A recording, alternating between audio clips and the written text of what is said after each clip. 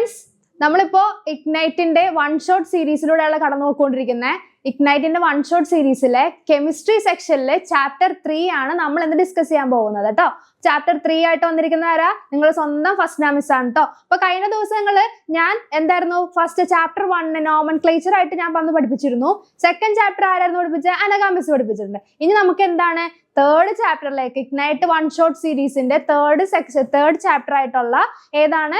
Periodic table and electronic configuration എന്ന് പറഞ്ഞു കഴിഞ്ഞാൽ ചാപ്റ്ററിലേക്കാണ് നമ്മൾ കടക്കാൻ പോകുന്നത്. അപ്പൊ അവോധ ഫ്രീ ലേണിംഗ് പ്ലാറ്റ്ഫോം ആണ് നിങ്ങൾക്ക് ഇഗ്നൈറ്റ് വൺ ഷോട്ട് സീരീസ് എന്ന് പറയുന്ന ഒരു സീരീസ് നിങ്ങൾക്ക് പ്രൊവൈഡ് ചെയ്യുന്നത്. ഭയങ്കര സിമ്പിൾ ആയിട്ട് ഒരു ചാപ്റ്ററിനെ എത്രത്തോളം നമ്മൾ എന്ത് ചെയ്യാണ് ചുരുക്കി കൊണ്ടുവന്നിട്ടാണ് ഒരു മണിക്കൂറിൽ അല്ലെങ്കിൽ മാക്സിമം മിനിമം എമൗണ്ട് ഓഫ് ടൈമിൽ നമ്മൾ എന്ത് ചെയ്യാണ് ഒരു ചാപ്റ്ററിനെ എന്താ നിങ്ങൾക്ക് പറഞ്ഞുതരാണ്. അപ്പോൾ എക്സ്പെക്റ്റഡ് ആയിട്ടുള്ള ക്വസ്റ്റ്യൻസും കാര്യങ്ങളെല്ലാം നമ്മൾ വരുന്ന ലൈവുകളിൽ നമ്മൾ ഡിസ്കസ് ചെയ്യുന്നുണ്ട് കേട്ടോ. അപ്പോൾ ഈ ലൈവുകളും ഈ റെക്കോർഡ് ക്ലാസ്സസും മിസ്സാക്കാതെ കണ്ടു കഴിഞ്ഞു കഴിഞ്ഞാൽ നിങ്ങൾക്ക് എന്താണ് A+ ഉറപ്പാണ്. അത് അവോധയും മിസ്സും തരുന്ന ഉറപ്പാണ് കേട്ടോ. അപ്പോൾ എന്ത് ഡൗട്ട് ഉണ്ടെങ്കിലും നിങ്ങൾക്ക് എന്ത് ചെയ്യാം, കമന്റിൽ ഒന്ന് ചോദിക്കാവുന്നതാണ്. ഡൗട്ട്സ് എല്ലാം ഞാൻ ക്ലിയർ ചെയ്ത് തരുന്നു. ഈ അവോധ ടീമിലെ അവോധ ഫാമിലിയിലെ എല്ലാ ടീച്ചേഴ്സും നിങ്ങൾക്ക് എല്ലാ ഡൗട്ട്സും ക്ലിയർ ചെയ്ത് തരുന്നതാട്ടോ. അപ്പൊ നേരെ നമുക്ക് എന്ത് ചെയ്യാം, ചാപ്റ്ററിലേക്ക് പോയാലോ. ചാപ്റ്റർ നോക്കിക്കേ, chapter 3 periodic table and electronic configuration. എന്താണ് പീരിയോഡിക് ടേബിളും ഇലക്ട്രോണിന്റെ വിന്യാസവും? അപ്പോ നമ്മുടെ ക്രിസ്മസ് എക്സാം എക്സ്പെക്ട് ചെയ്തിരിക്കുന്ന സമയത്ത് ഏറ്റവും കൂടുതൽ വെയിറ്റേജ് വരുന്ന ഒരു ചാപ്റ്ററും കൂടിയാണ്. അപ്പൊ എല്ലാവർക്കും ഭയങ്കര പാടാണെന്നൊക്കെ തോന്നും, പക്ഷേ ഇത് ഭയങ്കര സിമ്പിൾ ആയിട്ട് നമുക്ക് എന്ത് ചെയ്യാം, ഇത് നമുക്ക് കൺവേ ചെയ്തെടുക്കാം. അപ്പൊ ഭയങ്കര സിമ്പിൾ ആയിട്ട് നമുക്ക് ഈ ചാപ്റ്ററിനെ എന്ത് ചെയ്യാം, നമുക്ക് എങ്ങനെയാണ് ഇതിനെ അല്ലെങ്കിൽ ക്വസ്റ്റ്യൻ പേപ്പറിനെ നമുക്ക് എങ്ങനെയാണ് ആൻസർ ചെയ്യേണ്ടതെന്നുള്ള കാര്യങ്ങളെല്ലാം നമുക്ക് ഇതിലൂടെ മനസ്സിലാക്കി എടുക്കാം കേട്ടോ. അപ്പോൾ അതേ നമുക്ക് എന്ത് ചെയ്യാം, നമുക്ക് ചാപ്റ്ററിലേക്ക് പോവാം. ഓക്കെ, നോക്കിക്കേ. ചാപ്റ്റർ തുടങ്ങുമ്പോൾ തന്നെ ഒരു ഹൈസൻബർഗിന്റെ അൺസർട്ടനിറ്റി പ്രിൻസിപ്പിൾ വെച്ച് തുടങ്ങാം. ഈ പീരിയോഡിക് ടേബിൾ എന്ന് പറഞ്ഞാൽ എന്തായിരുന്നു? നമ്മുടെ നേച്ചറിലുള്ള എല്ലാ എലമെന്റ്സിനെയും ഓർഡർ ചെയ്ത് വെച്ചിരിക്കുന്ന ഒരു ടേബിൾ. അതിൽ എലമെന്റ്സിന് അറ്റോമിക് നമ്പർ, അറ്റോമിക് മാസ്, അങ്ങനെയുള്ള കുറെ കൺസെപ്റ്റും കാര്യങ്ങളൊക്കെ ഉണ്ട്. ഈ അറ്റോമിക് നമ്പറിൽ ഒരു എലമെന്റിന് ഇപ്പൊ ഹൈഡ്രജൻ എന്ന് പറഞ്ഞ ഒരു എലമെന്റ് എടുക്കുകയാണെങ്കിൽ അതിന്റെ അറ്റോമിക് നമ്പർ എന്താ വരുന്നത്? 1 ആണല്ലേ. അപ്പോൾ ഈ അറ്റോമിക് നമ്പർ 1 ആയി കഴിഞ്ഞാൽ അതിന്റെ ഇലക്ട്രോണിക് കോൺഫിഗറേഷൻ എങ്ങനെ വരുന്നു? അതിന്റെ ന്യൂക്ലിയസിന്റെ ചുറ്റിനുമുള്ള ഓർബിറ്റൽസിൽ എത്രത്തോളം ഇലക്ട്രോൺസ് ഫില്ല് ചെയ്യാൻ പറ്റുന്നുണ്ട്? ഹൈഡ്രജന്റെ കാര്യത്തിൽ എന്താ, ഒരു ഇലക്ട്രോണേ ഉള്ളൂ. പക്ഷെ ബാക്കി പിന്നീട് വരുന്ന എന്താണ് എലമെന്റ്സിന്റെ അറ്റോമിക് നമ്പർ ഇൻക്രീസ് ചെയ്ത് വന്നുകൊണ്ടിരിക്കും തോറും ന്യൂക്ലിയസിന്റെ ചുറ്റിനും എത്രത്തോളം ഇലക്ട്രോൺസ് വെച്ച് ഫില്ല് ചെയ്യാൻ പറ്റും? ഒരു ഓർബിറ്റലിൽ മാക്സിമം എത്ര ഇലക്ട്രോൺ കൊള്ളു? എല്ലാം കൂടി കുത്തിക്കയറ്റി വെച്ച് കഴിഞ്ഞാൽ അവരെല്ലാം ഇടിയിട്ട് പുറത്തേക്ക് പോയില്ലേ? അതൊന്നും വരരുതല്ലോ. അപ്പൊ എത്രത്തോളം നമുക്ക് ഫില്ല് ചെയ്യാൻ പറ്റും? അങ്ങനെയുള്ള കാര്യങ്ങളെല്ലാമാണ് നമ്മൾ എന്ത് ചെയ്യുന്നത് ഈ ചാപ്റ്ററിൽ ഡിസ്കസ് ചെയ്യാൻ പോകുന്നത് കേട്ടോ. അപ്പൊ നമുക്ക് ആദ്യം തന്നെ എന്ത് ചെയ്യാം, ഹൈസൻബർഗ് എന്ന് പറഞ്ഞു കഴിഞ്ഞാൽ ഒരു സയന്റിസ്റ്റിന്റെ ഒരു പ്രിൻസിപ്പിൾ വെച്ചിട്ട് നമുക്ക് എന്ത് ചെയ്യാം, ചാപ്റ്റർ തുടങ്ങാം. നോക്കിക്കേ, ഹൈസൻബർഗ്സ് അൺസർട്ടനിറ്റി പ്രിൻസിപ്പിൾ. എന്താ ഈ പ്രിൻസിപ്പിൾ പറയുന്നത്? ഈ പ്രിൻസിപ്പിൾ ഒന്ന് കാണാതെ പഠിച്ചു വെച്ചോട്ടോ. ഇത് അങ്ങനെ തന്നെ പഠിച്ചു വെച്ചാൽ മതി, വേറെ മാറ്റമൊന്നും വരുത്തരുത്. എന്താ ഒരു പ്രിൻസിപ്പിൾ, ഒരു സയന്റിസ്റ്റ് പ്രൊപ്പോസ് ചെയ്തിരിക്കുന്ന ഒരു സ്റ്റേറ്റ്മെന്റ് ആണ്, നമുക്ക് മാറ്റം വരുത്താൻ പറ്റില്ല. അപ്പോൾ it is impossible to determine simultaneously the exact position and the exact velocity of fast moving subatomic particles like electron. Fast moving ആയിട്ടുള്ള ഒരു സബ് പാർട്ടിക്കിൾ ആണ് എന്ത്, ഇലക്ട്രോൺ എന്ന് പറയുന്നത്. അപ്പോൾ ന്യൂക്ലിയസിന്റെ ചുറ്റിനും ഇലക്ട്രോൺ ഫാസ്റ്റ്ലി മൂവ് ചെയ്തുകൊണ്ടിരിക്കുകയാണ്. നമ്മുടെ സണ്ണിന്റെ ചുറ്റിനും എർത്ത് റിവോൾവ് ചെയ്യുന്നത് പോലെ ന്യൂക്ലിയസിന്റെ ചുറ്റിനും എന്താണ്, ഈ ഇലക്ട്രോൺസ് ഫാസ്റ്റ്ലി റിവോൾവ് ചെയ്തുകൊണ്ടിരിക്കുന്നതിന്. അപ്പോൾ അങ്ങനെ ഫാസ്റ്റ്ലി മൂവിങ് ആയിട്ടുള്ള ഒരു സബ് അറ്റോമിക് പാർട്ടിക്കിൾസിന്റെ എക്സാക്ട് പൊസിഷനും എക്സാക്ട് വെലോസിറ്റി നമുക്ക് എന്ത് ചെയ്യാൻ പറ്റില്ല, ഡിറ്റർമൈൻ ചെയ്യാൻ പറ്റില്ല. അങ്ങനെ ഉള്ള ആ ഒരു പ്രിൻസിപ്പിളിനെയാണ് നമ്മൾ എന്ത്, ഹൈസൻബർഗിന്റെ അൺസർട്ടനിറ്റി പ്രിൻസിപ്പിൾ എന്ന് പറയുന്നത് കേട്ടോ. അപ്പോൾ ഈ ഹൈസൻബർഗിന്റെ അൺസർട്ടനിറ്റി പ്രിൻസിപ്പിൾ നമ്മൾ പ്രൂവ് ചെയ്തിരിക്കുന്നത് ഒരു ആറ്റത്തിന്റെ ഡുവൽ നേച്ചറിനെ വെച്ചിട്ടാണ്. ഈ ഡുവൽ നേച്ചർ നമ്മൾ പ്രൊപ്പോസ് ചെയ്തിരിക്കുന്നത് ക്വാണ്ടം മെക്കാനിക്സ് വെച്ചിട്ടാണ്. അപ്പോൾ എന്താണ് ഡുവൽ നേച്ചർ? ആറ്റത്തിന്റെ ഡുവൽ നേച്ചർ ആയിട്ടുള്ള അൺസർട്ടനിറ്റിയും അതേപോലെ എന്താണ് ഈ വെലോസിറ്റി, എക്സാക്ട് പൊസിഷൻ എല്ലാം കാണാൻ പറ്റില്ല എന്ന് പറഞ്ഞിരിക്കുന്നത്, അത് പ്രൊപ്പോസ് ചെയ്തിരിക്കുന്നത് എന്തിന്റെ ബേസിലാണ്? ക്വാണ്ടം മെക്കാനിക്സിന്റെ ബേസിലാണ്. അപ്പൊ ഈ ക്വാണ്ടം മെക്കാനിക്സ്, അപ്പൊ ഒരു 1 വേർഡിൽ നമുക്ക് 1 മാർക്കിന് നമുക്ക് ക്വസ്റ്റ്യൻസ് അക്സെപ്റ്റ് ചെയ്യാൻ പറ്റുന്ന ഒരു സംഭവമാണ് എന്ത് ഈ ഡുവൽ നേച്ചറിനെ പറ്റിയിട്ടുള്ളത്. പിന്നെ എന്താണ് ഓർബിറ്റൽസ് എന്ന് പറഞ്ഞു കഴിഞ്ഞാല്? എന്താ ഓർബിറ്റൽസ് എന്ന് പറഞ്ഞു കഴിഞ്ഞാൽ വരുന്നേ? ഓർബിറ്റൽ എന്ന് പറഞ്ഞാൽ, ഓർബിറ്റ് എന്ന് പറഞ്ഞാൽ നമുക്കറിയാം സണ്ണിന്റെ ചുറ്റിനും പ്ലാനറ്റ്സ് റിവോൾവ് ചെയ്യുന്ന പാത്തിനെയാണ് നമ്മൾ ഓർബിറ്റ് എന്ന് വിളിക്കുന്നത്. അതേപോലെ തന്നെയാണ് ഓർബിറ്റൽസ്. ഓർബിറ്റൽസ് എന്താണ് വരുന്നത്? ന്യൂക്ലിയസിന്റെ ചുറ്റിനും എന്ത് ഇലക്ട്രോൺസ് റിവോൾവ് ചെയ്യുന്ന അല്ലെങ്കിൽ ഇലക്ട്രോൺസിനെ മാക്സിമം പ്രോബബിലിറ്റിയിൽ നമുക്ക് എവിടെയൊക്കെ കാണാൻ പറ്റുന്നോ ആ പ്രോബബിലിറ്റി ഓഫ് എന്താ സീയിങ് സ്പേസ്, ആ ഇലക്ട്രോൺസിനെ നമുക്ക് കാണാൻ പറ്റുന്ന ആ സ്പേസിനെയാണ് നമ്മൾ എന്ത് വിളിക്കുന്നത്? ഓർബിറ്റൽസ് എന്ന് വിളിക്കുന്നത്. അപ്പോൾ അതാണ് ഓർബിറ്റൽസ് എന്ന് പറഞ്ഞാൽ എന്താണ്? മാക്സിമം പ്രോബബിലിറ്റിയിൽ ഇലക്ട്രോൺസ് നമുക്ക് എവിടെയൊക്കെ കാണാൻ പറ്റുന്നുവോ ആ ഒരു സ്പേസിനെ നമുക്ക് എന്ത് വിളിക്കാം? ഓർബിറ്റൽ എന്ന് വിളിക്കാം കേട്ടോ. നെക്സ്റ്റ് ഇനി ഇലക്ട്രോണിന്റെ ക്യാരക്ടറിസ്റ്റിക്സും ഓർബിറ്റൽസും നമുക്ക് എന്ത് വെച്ചിട്ട് പറയാം? ക്വാണ്ടം നമ്പേഴ്സ് വെച്ചിട്ട് പറയാം. എന്ത് ക്വാണ്ടം നമ്പേഴ്സ്? ക്വാണ്ടം നമ്പേഴ്സ് എത്ര ഉണ്ടെന്നാ പറഞ്ഞിരിക്കുന്നത്? 4 ക്വാണ്ടം നമ്പേഴ്സ് ആണ് ഉള്ളത്. അതിൽ നമുക്ക് പഠിക്കാനുള്ളത് 3 ക്വാണ്ടം നമ്പേഴ്സ് ആണ്. 3 ക്വാണ്ടം നമ്പേഴ്സ്. ഈ ക്വാണ്ടം നമ്പേഴ്സ് വെച്ചിട്ടാണ് ഓർബിറ്റൽസിന്റെ സ്ട്രക്ചർ, ഷേപ്പ്, ഓറിയന്റേഷൻ എല്ലാ കാര്യങ്ങളും നമുക്ക് ഡിഫൈൻ ചെയ്യാൻ പറ്റുന്നത്. അപ്പൊ ആദ്യത്തെ ക്വാണ്ടം നമ്പർ ആണ് എന്ത്? Principal quantum number. പിന്നെ രണ്ടാമത്തത് അസിമുത്തൽ ക്വാണ്ടം നമ്പർ. മൂന്നാമത്തത് മാഗ്നറ്റിക് ക്വാണ്ടം നമ്പർ. അതേപോലെ നാലാമത് ഒരു ക്വാണ്ടം നമ്പർ ഉണ്ട്, സ്പിൻ ക്വാണ്ടം നമ്പർ. അത് നമ്മളിവിടെ ഡിസ്കസ് ചെയ്യുന്നില്ല കേട്ടോ. ഫസ്റ്റ് ക്വാണ്ടം നമ്പർ ആണ് എന്ത്? Principal quantum number. നോക്കിക്കേ, പ്രിൻസിപ്പൽ ക്വാണ്ടം നമ്പർ എന്താന്ന് വെച്ച് കഴിഞ്ഞാൽ,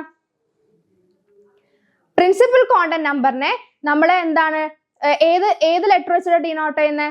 സ്മോൾ ലെറ്റർ എൻ എന്ന് പറഞ്ഞ ലെറ്റർ വെച്ചിട്ടാണ് നമ്മൾ പ്രിൻസിപ്പൽ ക്വാണ്ടം നമ്പറിനെ ഡിനോട്ട് ചെയ്യുന്നത്. ഇപ്പൊ നോക്കിക്കേ, നമുക്ക് ഫസ്റ്റ് ക്വാണ്ടം നമ്പർ ആണ് എന്ത്? Principal quantum number.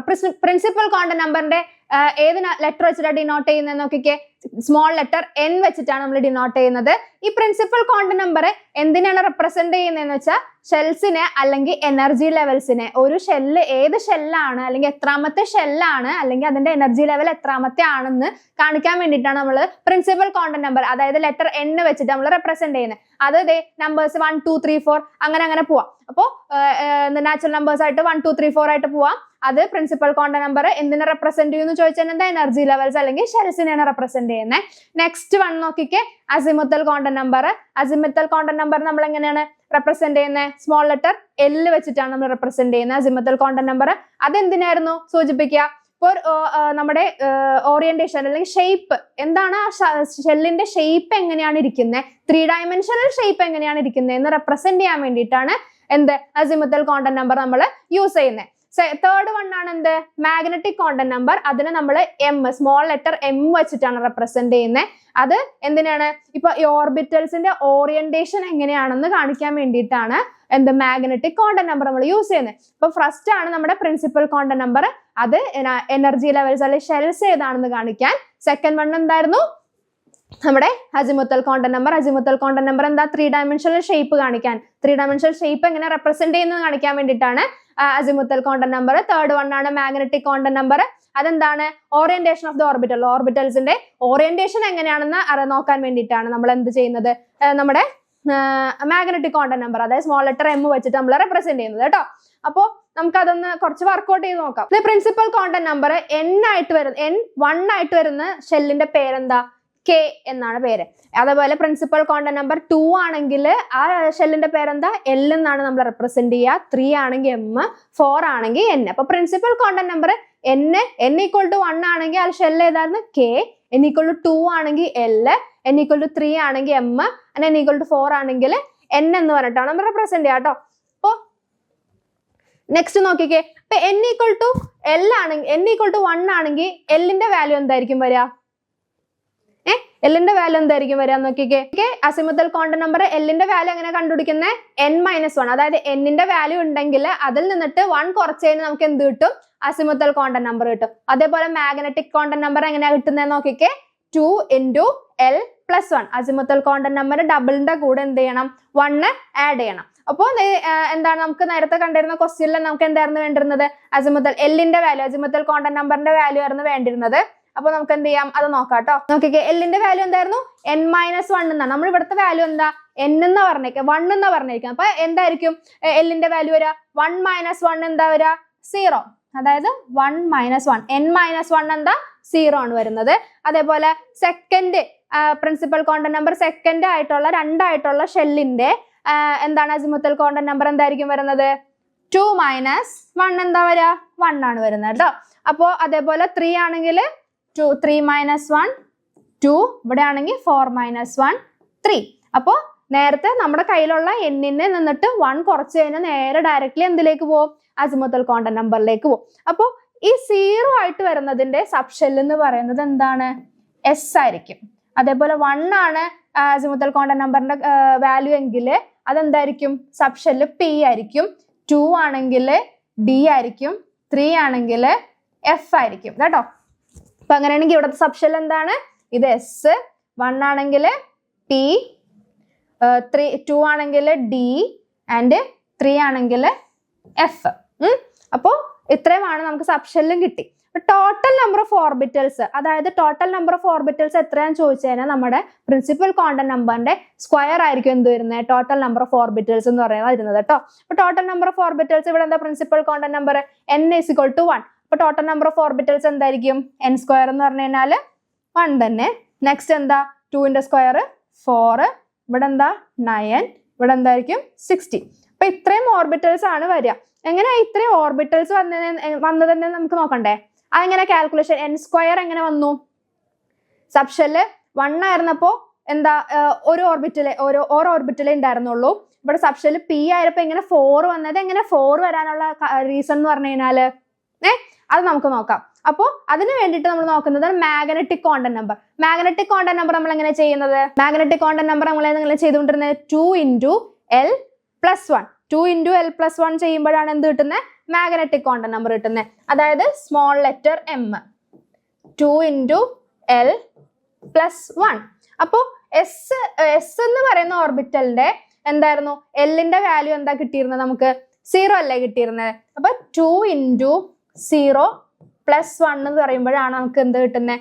ഒരു ഓർബിറ്റൽ കിട്ടുന്നത്. അതേപോലെ പിന്റെ വാല്യൂ എന്താ കിട്ടിയിരുന്നത്? നമുക്ക് 1 അല്ലേ കിട്ടിയിരുന്നത്? അപ്പൊ 2 × 1 + 1 കിട്ടുമ്പോഴാണ് എന്ത് കിട്ടുന്നത്? 3 എന്ന് പറയുന്ന വാല്യൂ കിട്ടുന്നത്. അതേപോലെ എസ് കിട്ടി, പി കിട്ടി, ഡീനാണെങ്കിലോ 2 × 2 + 1 എന്ന് പറയുന്നതാണ് എന്ത്? 5 കിട്ടുന്നത്. അതേപോലെ എഫിനാണെങ്കിലോ 2 × 3 + 1 = എന്ത് കിട്ടും? 7 കിട്ടും. അപ്പോൾ എസ്സിന് എന്ന് പറഞ്ഞു കഴിഞ്ഞാൽ ഒരേ ഒരു ഷെല്ലേ ഉള്ളൂ. അതെ, ഒരേ ഒരു സബ് ഷെല്ലാണുള്ളത്. പിക്ക് 3, ഡിക്ക് 5, എഫിനാണെങ്കിൽ 7 ആണുള്ളത് കേട്ടോ.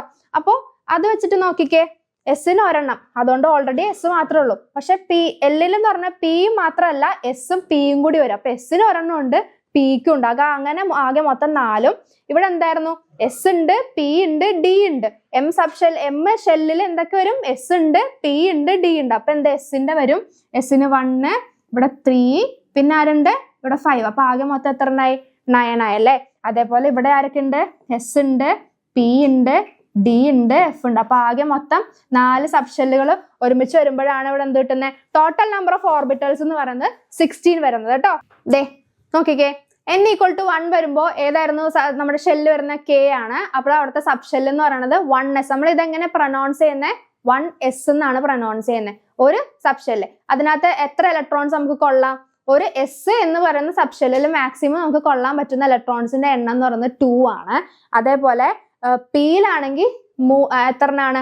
6 ഇലക്ട്രോൺ ആണ് കൊള്ളാൻ പറ്റുന്നത്. നമ്മൾ പി പറഞ്ഞല്ലോ, പിയിൽ 3 ഓർബിറ്റൽസ് ഉണ്ടെന്ന് പറഞ്ഞു. ആ ഒരെണ്ണത്തിൽ 2 എണ്ണം വെച്ച് നോക്കുമ്പോൾ എന്താ? ആകെ മൊത്തം പിയിൽ 6 എണ്ണം കൊള്ളാം. ഡിയിലാണെങ്കിൽ 10, എഫിലാണെങ്കിൽ 14. അപ്പൊ എസിൽ 2, പിയിൽ എന്താ കിട്ടുന്നത്? 6, ഡിയിലാണെങ്കിൽ 10, എഫിലാണെങ്കിൽ 14. അപ്പൊ ആകെ മൊത്തം കെ എന്ന് പറയുന്ന ഷെല്ലിൽ മൊത്തത്തിൽ കൊള്ളാൻ പറ്റുന്ന ആകെ 2 ഇലക്ട്രോണേ ഉള്ളൂ. അതേപോലെ എല്ലിലാണെങ്കിലോ 8 ഇലക്ട്രോൺ. പിന്നെന്താ? എമ്മിലാണെങ്കിൽ 18, എന്നിലാണെങ്കിൽ എന്ത്? 32 ഇലക്ട്രോൺസ് ആണ് കൊള്ളാൻ പറ്റുന്നത്. അപ്പൊ ഇത് വെച്ചിട്ട് നമുക്കൊരു ഇലക്ട്രോണിക് കോൺഫിഗറേഷൻ എഴുതി നോക്കിയാലോ? ഇലക്ട്രോണിക് കോൺഫിഗറേഷൻ എഴുതാം. ഇലക്ട്രോണിക് കോൺഫിഗറേഷൻ എഴുതുന്നതിന് മുൻപ് നോക്കിക്കേ, ഇലക്ട്രോണിക് കോൺഫിഗറേഷൻ എഴുതുമ്പോൾ നമ്മൾ ആദ്യം സബ്ഷെല്ലിലാണ് ഇലക്ട്രോൺസിനെ എൻ്റർ ചെയ്യാൻ നോക്കുന്നത്. അത് എസ്, പി, ഡി, എഫ്. ഇതിനൊരു ഇൻക്രീസിങ് ഓർഡർ ഉണ്ട്. എനർജി ലെവൽസ്, എനർജി കൂടുന്നതിനനുസരിച്ചിട്ടുള്ള ഒരു ഇൻക്രീസിങ് ഓർഡർ ഉണ്ട് ഓരോ ഓർബിറ്റൽസിന്. അപ്പൊ ആ ഇൻക്രീസിങ് ഓർഡറിൽ വെച്ചിട്ടാണ് നമ്മൾ ഓരോ സബ്ഷെല്ലിലേക്കും ഇലക്ട്രോൺസിനെ എൻ്റർ ചെയ്യാൻ വേണ്ടിയിട്ട്. അപ്പോൾ electrons in an atom R distributed in subshell. They are being filled gradually in the increasing order of the energies of the subshell. Subshellsന്റെ energy increasing order of the എനർജിയിലായിരിക്കും നമ്മൾ എന്ത് ചെയ്യുന്നത്? നമ്മുടെ ഇലക്ട്രോൺസിനെ ഫിൽ ചെയ്ത് കൊടുക്കുന്നത്. അപ്പോൾ ഇതിനെയാണ് എന്ത്? സബ്ഷെൽ ഇലക്ട്രോൺ കോൺഫിഗറേഷൻ എന്ന് വിളിക്കുന്നത്. സബ്ഷെൽ ഇലക്ട്രോൺ കോൺഫിഗറേഷൻ എന്ന് പറഞ്ഞാൽ സബ്ഷെല്ലിൽ നമ്മൾ ഇലക്ട്രോണെ ഫില്ല് ചെയ്യുന്ന പ്രക്രിയക്കാണ് സബ്ഷെൽ ഇലക്ട്രോൺ കോൺഫിഗറേഷൻ എന്ന് വിളിക്കുക. ഈ ഒരു ഫിഗർ നോക്കിക്കേ, അതിലാണ് increasing order of the subshell energy ലെവൽസിനെ കാണിച്ചത്. ആദ്യം 1s ഫില്ല് ചെയ്തിട്ട് വേണം 2sലേക്ക് പോവാൻ. ബാക്കി ഇനി ഇലക്ട്രോൺ ഉണ്ടെങ്കിൽ വേണം 2pയിലേക്ക് പോവാൻ. പിന്നെ ദെൻ 3s 3p 4s കഴിഞ്ഞിട്ട് 4p അല്ല വരുന്നത്. നോക്കിക്കേ 3d ആണ് വരുന്നത്. അതെന്തുകൊണ്ടായിരിക്കും 4s കഴിഞ്ഞിട്ട് 3dയിലേക്ക് പോകാനുള്ള കാരണം? 4s കഴിഞ്ഞിട്ട് എന്താ വരേണ്ടത്? സാധാരണ 1s 2s 2p 3s 3p കഴിഞ്ഞിട്ട് 3d വന്നില്ല. 3d വരാതെ എന്താ 4sലേക്ക് പോയി. 4s കഴിഞ്ഞിട്ടാണ് പിന്നെ 3dയിലേക്ക് വന്നിട്ട് പിന്നെ 4pയിലേക്ക് പോയത്. ഇതിന് എന്തായിരിക്കും റീസൺ വരുന്നത്? അതിനും ഒരു സോളിഡ് ആയിട്ടുള്ള റീസൺ ഉണ്ട്. ആ റീസൺ നമുക്ക് ഡിസ്കസ് ചെയ്യാം. അപ്പോൾ ഇതാണ് നമ്മുടെ increasing order of the subshell energy levels എന്ന് പറയുന്നത് കേട്ടോ. എങ്ങനെയായിരുന്നു സബ്ഷെൽ ഇലക്ട്രോണിക് കോൺഫിഗറേഷൻ വരുമ്പോൾ സബ്ഷെല്ലിന്റെ എനർജി ലെവൽസ് ഇൻക്രീസ് ചെയ്യുന്നതിന്റെ ബേസിലാണ്, എനർജി ഇൻക്രീസ് ചെയ്യുന്നതിന്റെ ബേസിലാണ് നമ്മൾ ഇലക്ട്രോൺസ് ഫില്ല് ചെയ്യുന്നതെന്ന് പറഞ്ഞു. അപ്പൊ അതിന് നമുക്ക് 2 എക്സാമ്പിൾസ് നോക്കാം. അതേ നോക്കിക്കേ, 1s 2s എടുക്കാണ്. ഇതിന്റെ n, അതായത് പ്രിൻസിപ്പൽ ക്വാണ്ടം നമ്പറിന്റെ വാല്യൂ എന്താ? 1 ആണ് വരുന്നത്. ഇവിടെ s ഓർബിറ്റൽ ആയതുകൊണ്ട് L എന്താ വരുന്നത്? n-1 എന്ന് പറഞ്ഞാൽ 0 ആണ് വരുന്നത്. ഇവിടെ എന്താ? 2s ആണ്. 2 വരുമ്പോൾ n-ന്റെ വാല്യൂ എന്ന് പറഞ്ഞു കഴിഞ്ഞാൽ 2 ആണ്. L-ന്റെ വാല്യൂ എന്ന് പറഞ്ഞു കഴിഞ്ഞാൽ എന്താ? 2-1 എന്ന് പറയുന്നത് n-ന്റെ വാല്യൂ 2 ആണ്. s ഓർബിറ്റൽ ആയതുകൊണ്ട് എന്താ വരുന്നത്? ഇവിടെ 0 ആണ് വരുന്നത് കേട്ടോ. s ഓർബിറ്റൽ ആയതുകൊണ്ടാണ് നമ്മൾ എന്ത് പറയുന്നത്? L-ന്റെ വാല്യൂ 0 ആയിട്ട് എടുക്കുന്നത്. അപ്പോൾ നമുക്ക് ഇതിന് n+L റൂൾ എന്ന് പറഞ്ഞൊരു റൂൾ ഉണ്ട്. ഈ റൂള് വെച്ചിട്ടാണ് നമ്മൾ എന്ത് ചെയ്യുന്നത്? സബ്ഷെല്ലിന്റെ ഇൻക്രീസിങ് എനർജി നമ്മൾ ഡിറ്റർമൈൻ ചെയ്യുന്നത്. ഇവിടെ n-ന്റെ വാല്യൂ എന്തായിരുന്നു വന്നിരുന്നത്? 1 ആയിരുന്നു വന്നിരുന്നത്. അപ്പോൾ 1+0 എന്ന് പറഞ്ഞു കഴിഞ്ഞാല് എന്താ കിട്ടുക? 1 ആണ് കിട്ടുന്നത്. ഇവിടെ ആണെങ്കിലോ 2+0 എന്ന് പറഞ്ഞു കഴിഞ്ഞാൽ എന്താ കിട്ടുന്നത്? 2 ആണ് കിട്ടുന്നത്. അപ്പൊ ഒബ്വിയസ്ലി നോക്കിക്കേ, ഫസ്റ്റ് ഏതിലായിരിക്കും ഫില്ല് ചെയ്യേണ്ടി വരുന്നത്? ഇവിടെ ഇൻക്രീസിങ് ഓർഡർ 1 എന്ന് നമ്മുടെ n+L വാല്യൂ വന്നതിന് ഇവിടെ 1ഉം ഇവിടെ 2 ആണ് വന്നിരിക്കുന്നത്. അപ്പൊ ഏറ്റവും കുറവുള്ളതിൽ വേണം നമ്മൾ എന്ത് ചെയ്യണം? ആദ്യം ഫില്ല് ചെയ്യാൻ. അപ്പൊ ascending order of the n+L value വെച്ചിട്ടാണ് നമ്മൾ എന്ത് ചെയ്യുന്നത്? ഇത് ഇലക്ട്രോൺസ് ഫില്ല് ചെയ്യുന്നത്. ഇനി നമുക്ക് 3Dയുടെയും 4sന്റെയും കാര്യത്തിലല്ല നമുക്ക് കൺഫ്യൂഷൻ വന്നിരുന്നത്. അപ്പൊ നമുക്ക് 3Dക്കും 4sന്റെയും കാര്യം നോക്കാം. ഇവിടെ എന്തായിരിക്കും n-ന്റെ വാല്യൂ വരാ? 3Dക്ക് 3 ആണ് വരുന്നത്. L എന്താ വരുന്നത്? D ആണ്. D ആയതുകൊണ്ട് എന്താ വരുന്നത്? 2 ആണ് വരുന്നത്. അതേപോലെ ഇവിടെ n-ന്റെ വാല്യൂ എന്താ വരുന്നത്? 4 ആണ് വരുന്നത്. ഇവിടെ L-ന്റെ വാല്യൂ എന്താ വരുന്നത്? S ആയതുകൊണ്ട് 0 ആണ് വരുന്നത്. ഇവിടെ n+L റൂൾ വെച്ചിട്ട് നമുക്ക് എന്താ പറയുന്നത്? 3+2 ഇവിടെ എന്താ കിട്ടുക? 5 ആണ് കിട്ടുക. 5 ആണ് കിട്ടുക. നെക്സ്റ്റ് എന്താ? 4+0 എന്താ കിട്ടുന്നേ? 4. അപ്പൊ ഇതിനകത്ത് ഏറ്റവും ചെറിയ വാല്യൂ ഏതാ? ഈ 4 അല്ലേ ചെറിയ വാല്യൂ. അതുകൊണ്ടാണ് നമ്മൾ എന്ത് ചെയ്യുന്നത്? 4sൽ ആദ്യം ഫില്ല് ചെയ്തിട്ട് 3Dയിലേക്ക് പോകുന്നത്. അപ്പൊ 4sൽ ആദ്യം, അപ്പൊ ascending order of the n+L റൂളിന്റെ n+L വാല്യൂവിന്റെ അസെൻഡിങ് ഓർഡറിൽ വേണം നമ്മൾ സബ്ഷെല്ലിന്റെ എനർജി ലെവൽ അല്ലെങ്കിൽ എനർജി ബേസ് ചെയ്തിട്ട് നമുക്ക് പറയാം. അപ്പോൾ അത് വെച്ചിട്ടാണ് നമ്മൾ എന്ത് ചെയ്യുന്നത്? ആദ്യം ഏത് ഷെല്ലിലെ ഇലക്ട്രോൺ ഫില്ല് ചെയ്യണം, ദെൻ ഏത് ഷെല്ലിലേക്ക് ഇലക്ട്രോൺ ഫില്ല് ചെയ്ത് പോകണം എന്നുള്ളത് നമുക്ക് തീരുമാനിക്കാൻ വേണ്ടിയിട്ട്. അപ്പൊ 4sന്റെ വാല്യൂ ആണ് ഇവിടെ കിട്ടിയെന്ന് 4 കിട്ടിയിട്ടുണ്ട്. അപ്പൊ നമ്മൾ ആദ്യം 4sൽ ഫില്ല് ചെയ്തിട്ട് വേണം നമ്മൾ എന്ത് ചെയ്യാൻ? നമ്മുടെ 3Dയിലേക്ക് പോവാൻ. അപ്പോൾ അത് വെച്ചിട്ടാണ് നമ്മുടെ ഇവിടെ എന്താ PDF-ൽ നേരത്തെ കണ്ടില്ലായിരുന്നോ? ഇവിടെ 4s കഴിഞ്ഞിട്ട് 3Dയിലേക്ക് എനർജി ലെവൽസ് പോയിരിക്കുന്നത്. അപ്പൊ നമുക്ക് 2 എക്സാമ്പിൾസ് നോക്കാം. ഇത് നോക്കിക്കേ, ബോറോണിന്റെ അറ്റോമിക് നമ്പർ എന്താ കൊടുത്തിരിക്കുന്നത്? 5. ബോറോൺ അറ്റോമിക് നമ്പർ 5 ആണ് കൊടുത്തിരിക്കുന്നത്. ഇത് വെച്ചിട്ട് ഇതിന് ബോറോണിന്റെ ഇലക്ട്രോണിക് കോൺഫിഗറേഷൻ എങ്ങനെയായിരിക്കും വരിക? നോക്കിക്കേ, 5 ഇലക്ട്രോൺസ് ആണ് ഉള്ളത്. ഇതിന്റെ ഇലക്ട്രോണിക് കോൺഫിഗറേഷൻ എങ്ങനെയാ വരുന്നത്? 1s2 2s2. ഇപ്പൊ ആകെ മൊത്തം എത്ര ഇലക്ട്രോൺ ഫില്ലായി? 4 എണ്ണം ഫില്ലായി. ഇനി ഒരെണ്ണം കൂടിയാണ് ബാലൻസ് ഉള്ളത്. 1s2 2s2 2p. എസില് സെക്കൻഡ് ഓർബിറ്റൽ, അതായത് L എന്ന് പറഞ്ഞ ഷെല്ലില് 2p യും കൂടി വരും അല്ലെ. 2pക്ക് മാക്സിമം ഹോൾഡ് ചെയ്യാൻ പറ്റുന്ന ഇലക്ട്രോൺസിന്റെ എണ്ണം എന്ന് പറയുന്നത് 6 ആണ്. ഇനി ഇവിടെ ആകെ ബാക്കിയുള്ളത് 4 എണ്ണം ഫില്ലായി. ഇനി ഒരെണ്ണം വരാനുള്ളത് ആകെ 1 മാത്രമേ വരാനുള്ളതുകൊണ്ട് 2pക്ക് ഒരെണ്ണത്തിന് ഹോൾഡ് ചെയ്താൽ മതി. നെക്സ്റ്റ് എന്താ? നൈട്രജൻ നോക്കിക്കേ, നൈട്രജൻ 7. അതിന്റെ വെച്ചിട്ട് നമുക്ക് എന്താ ഇലക്ട്രോണിക് കോൺഫിഗറേഷൻ നമുക്ക് എന്താ ചെയ്ത് നോക്കാം. നോക്കിക്കേ, 1s2 2s2 2ൽ ആരും കൂടി ഉണ്ട്? 2p എത്ര എണ്ണം വരണം? നമുക്ക് ഇവിടെ ആകെ 7 ഇലക്ട്രോൺ ആണുള്ളത്. 4 എണ്ണം ഫിൽ ആയിട്ടുണ്ട്. അപ്പൊ പിയിൽ എത്ര എണ്ണം കൂടി മതി? 4 എണ്ണം കൂടി മതി. അപ്പൊ 1s2 2s2 2p4. വേഗം എന്റെ കൂടെ തന്നെ ചെയ്യണം കേട്ടോ. നോക്കിക്കേ, നിയോൺ 10. നിയോണിന്റെ അറ്റോമിക് നമ്പർ എന്താ? 10 ആണ്. അപ്പൊ ഇതിന്റെ വാല്യൂ എന്തായിരിക്കും വരിക? ഒന്ന് വേഗം ചെയ്ത് നോക്കിക്കേ. 1s2 2s2 2p എത്ര വരണം? നോക്കിയേ, ആകെ 10 ഇലക്ട്രോൺ ആണ് ഉള്ളത്, 4 എണ്ണം ഫിൽ ആയിട്ടുണ്ട്. ഇനി പിയിൽ എത്ര എണ്ണം കൂടി വരണം? 6 അല്ലേ?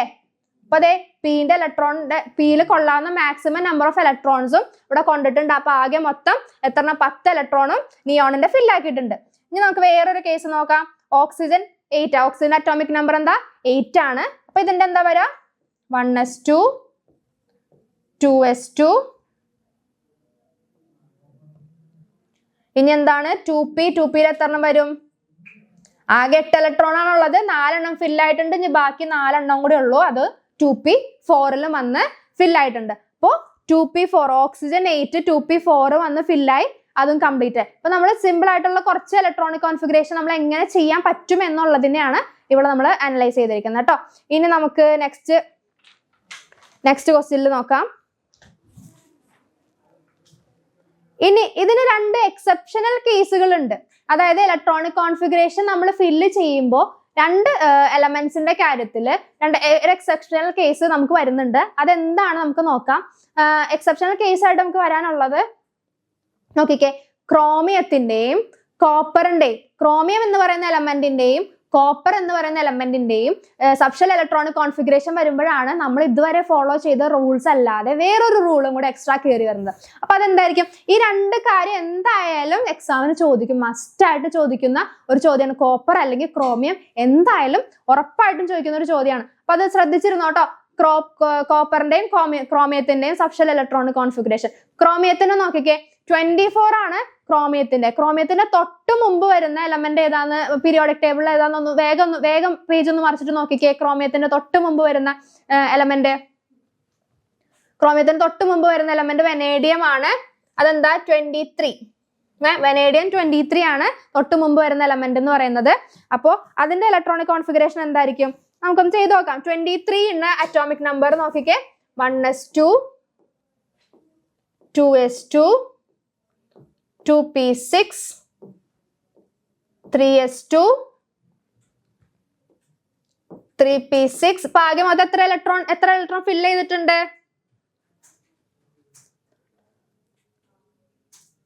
18 ഇലക്ട്രോൺ ആയി. ഇനി എത്ര കൊണ്ട് ഫില്ല് ചെയ്യാനുണ്ട്? ഇപ്പൊ 3p കഴിഞ്ഞിട്ട് നമ്മൾ എന്തായിരുന്നു പറഞ്ഞിരുന്നത്? 3p കഴിഞ്ഞിട്ട് എങ്ങോട്ടേക്ക് പോകണമെന്ന് പറഞ്ഞിരുന്നേ? 3p കഴിഞ്ഞിട്ട് 3D-ലേക്കാണോ പോകണ്ടേ? 3D ആണ് വലുത് 4s ആണ് വലുത്? 3D ആണല്ലേ വലുത്. അപ്പൊ നമ്മൾ ചെറുതിൽ ആദ്യം ഫില്ല് ചെയ്യണം. അപ്പൊ 4s വേണം നമ്മൾ ആദ്യം എന്ത് ചെയ്യാൻ? ഫില്ല് ചെയ്യാൻ വേണ്ടിയിട്ട്. ഇപ്പോ നമ്മുടെ ആകെ മൊത്തം എത്ര ഇലക്ട്രോൺ ആയി? 18 ഇലക്ട്രോൺ ആയി. ഇപ്പോ എത്ര എണ്ണം വരണം ഇവിടെ? 2 എണ്ണം വന്നു. ഇനി 3D-യിലെ കാര്യം എന്താ വരുന്നേ? 3D എത്ര വരണം? 3 എണ്ണം കൂടി വരണം അല്ലെ?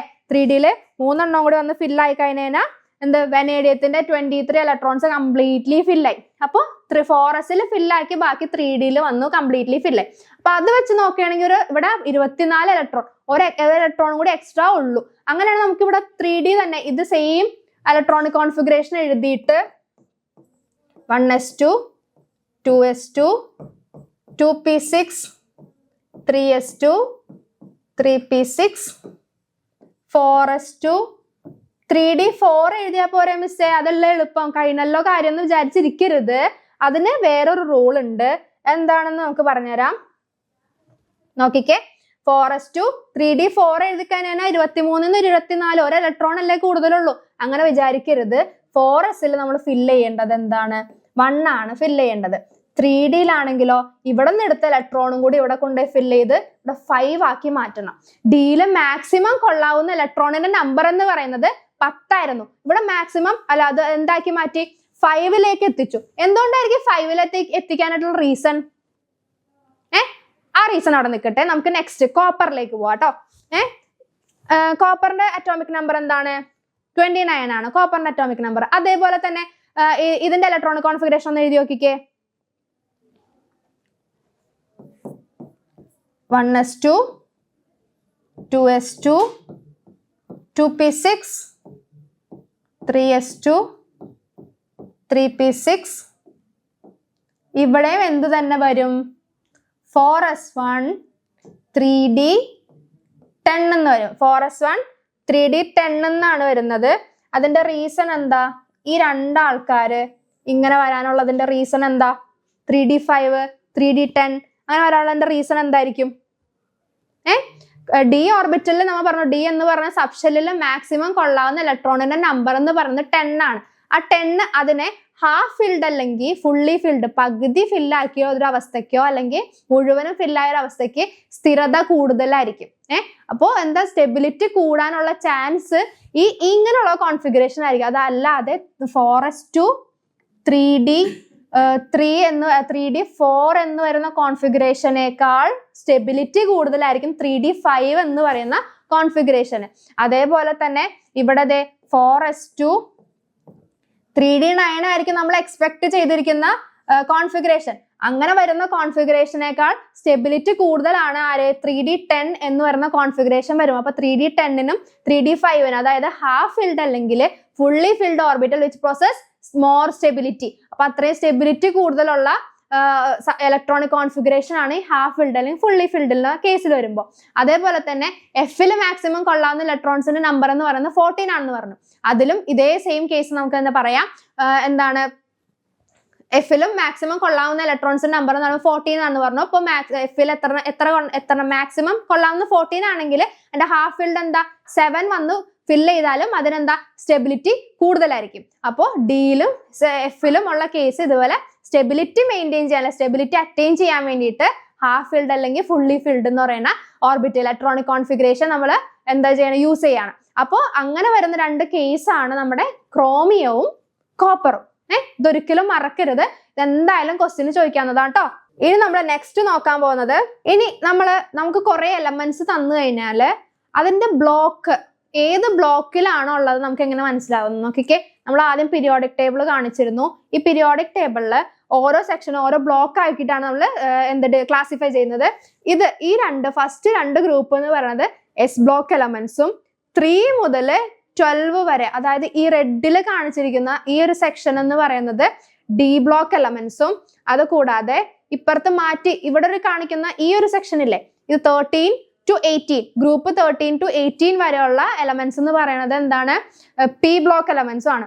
അപ്പോൾ അത് കൂടാതെ താഴെ 2 എണ്ണം വേറെ എടുത്ത് മാറ്റി വെച്ചിട്ടുണ്ട്. അങ്ങനെയുള്ള ആ മാറ്റി വെച്ചിരിക്കുന്ന ടീമുകാരെയാണ് നമ്മൾ എഫ് ബ്ലോക്ക് എലമെന്റ്സ് എന്ന് വിളിക്കുന്നത്. എഫ് ബ്ലോക്ക് എലമെന്റ്സ് എന്ന് പറയുന്നത് അതായത് ഇവിടെ 6th പീരീഡിലെ ഇവിടെ 56 57 മുതൽ എന്താണ് 1 വരെയുള്ള സാധനങ്ങളെയാണ് ഇവിടെ നിന്ന് എടുത്ത് താഴത്തേക്ക് വെച്ചിരിക്കുന്നത്. അതേപോലെ 7th പീരീഡിലെ എന്താണ് 89 മുതൽ നമ്മുടെ എന്താ 103 വരെയുള്ള ആൾക്കാരെയാണ് ഇവിടുന്ന് എടുത്ത് മാറ്റി വയലറ്റ് കളറിൽ കാണുന്നത്. അപ്പോൾ ഈ 6th പീരീഡിലുള്ള ആൾക്കാരെ നമ്മൾ വിളിക്കുന്ന പേരാണ് ലാന്തനൈറ്റ്സ്. എന്താണ്? 6th പീരീഡിലുള്ള ആൾക്കാരെ വിളിക്കുന്ന പേരാണ് ലാന്തനൈറ്റ്സ്. അത് എഫ് ബ്ലോക്ക് പറഞ്ഞു വരുമ്പോൾ മിസ് ഒന്നും കൂടി പറയാം കേട്ടോ. അതുപോലെ 7th പീരീഡിലുള്ള ആൾക്കാരെ വിളിക്കുന്ന പേരാണ് എന്ത്? ആക്ടിനൈറ്റ്സ് എന്ന്. അപ്പൊ 6th പീരീഡിലുള്ളത് ലാന്തനൈറ്റ്സും 7th പീരീഡിലുള്ളത് ആക്ടിനൈറ്റ്സ് ആണ്. ഇനി നമ്മൾ നേരത്തെ പറഞ്ഞതിന്റെ ബാലൻസിലേക്ക് നോക്കിക്കേ. അപ്പോൾ ഒരു ബ്ലോക്ക് നമുക്ക് ഒരു എലമെന്റിന്റെ പേര് അല്ലെങ്കിൽ എലമെന്റിന്റെ ഇലക്ട്രോണിക് കോൺഫിഗറേഷനോ അത് തന്നു കഴിഞ്ഞ് കഴിഞ്ഞാൽ നമുക്ക് അതിൽ നിന്നിട്ട് എങ്ങനെ ബ്ലോക്ക് കണ്ടുപിടിക്കാം, ഏത് ബ്ലോക്കിൽ പെടുന്ന എലമെന്റ് ആണ് ഇതെന്ന് നമുക്ക് എങ്ങനെ മനസ്സിലാക്കാം എന്നുള്ളതാണ് നെക്സ്റ്റ് സെക്ഷനിലേക്ക് മിസ് പോണത് കേട്ടോ. അത് നോക്കിക്കേ. എസ് ബ്ലോക്ക് എലമെന്റ്സിന്റെ കാര്യത്തിലാണെങ്കിൽ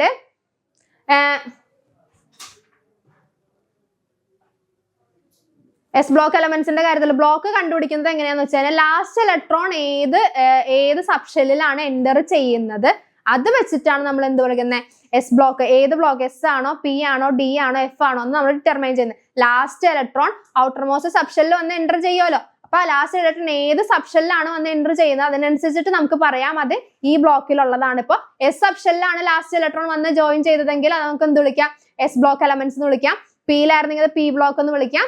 അതേപോലെ ഡിയിലാണെങ്കിൽ നമുക്ക് ഡി ബ്ലോക്ക് എന്ന് വിളിക്കാം. നമ്മൾ നേരത്തെ ചെയ്ത കുറച്ച് എക്സാമ്പിൾസ് ഇല്ലേ, കുറച്ച് ഇലക്ട്രോണിക് കോൺഫിഗറേഷൻ ചെയ്ത എക്സാമ്പിൾസിന്റെ അതിനകത്ത് നോക്കിക്കാം. ഇതിനകത്ത് വെനേഡിയം നോക്കിക്കേ. വെനേഡിയത്തിൽ ലാസ്റ്റ് ഇലക്ട്രോൺ വന്ന് എൻ്റർ ചെയ്തേക്കുന്നത് എവിടെ? ഡി ആണ്. ഡിയിലാണ് വന്ന് ലാസ്റ്റ് ഇലക്ട്രോൺ വന്ന് നിൽക്കുന്നത്. അപ്പൊ അതുകൊണ്ട് വെനേഡിയം ഏത് ബ്ലോക്കിലുള്ളതാ?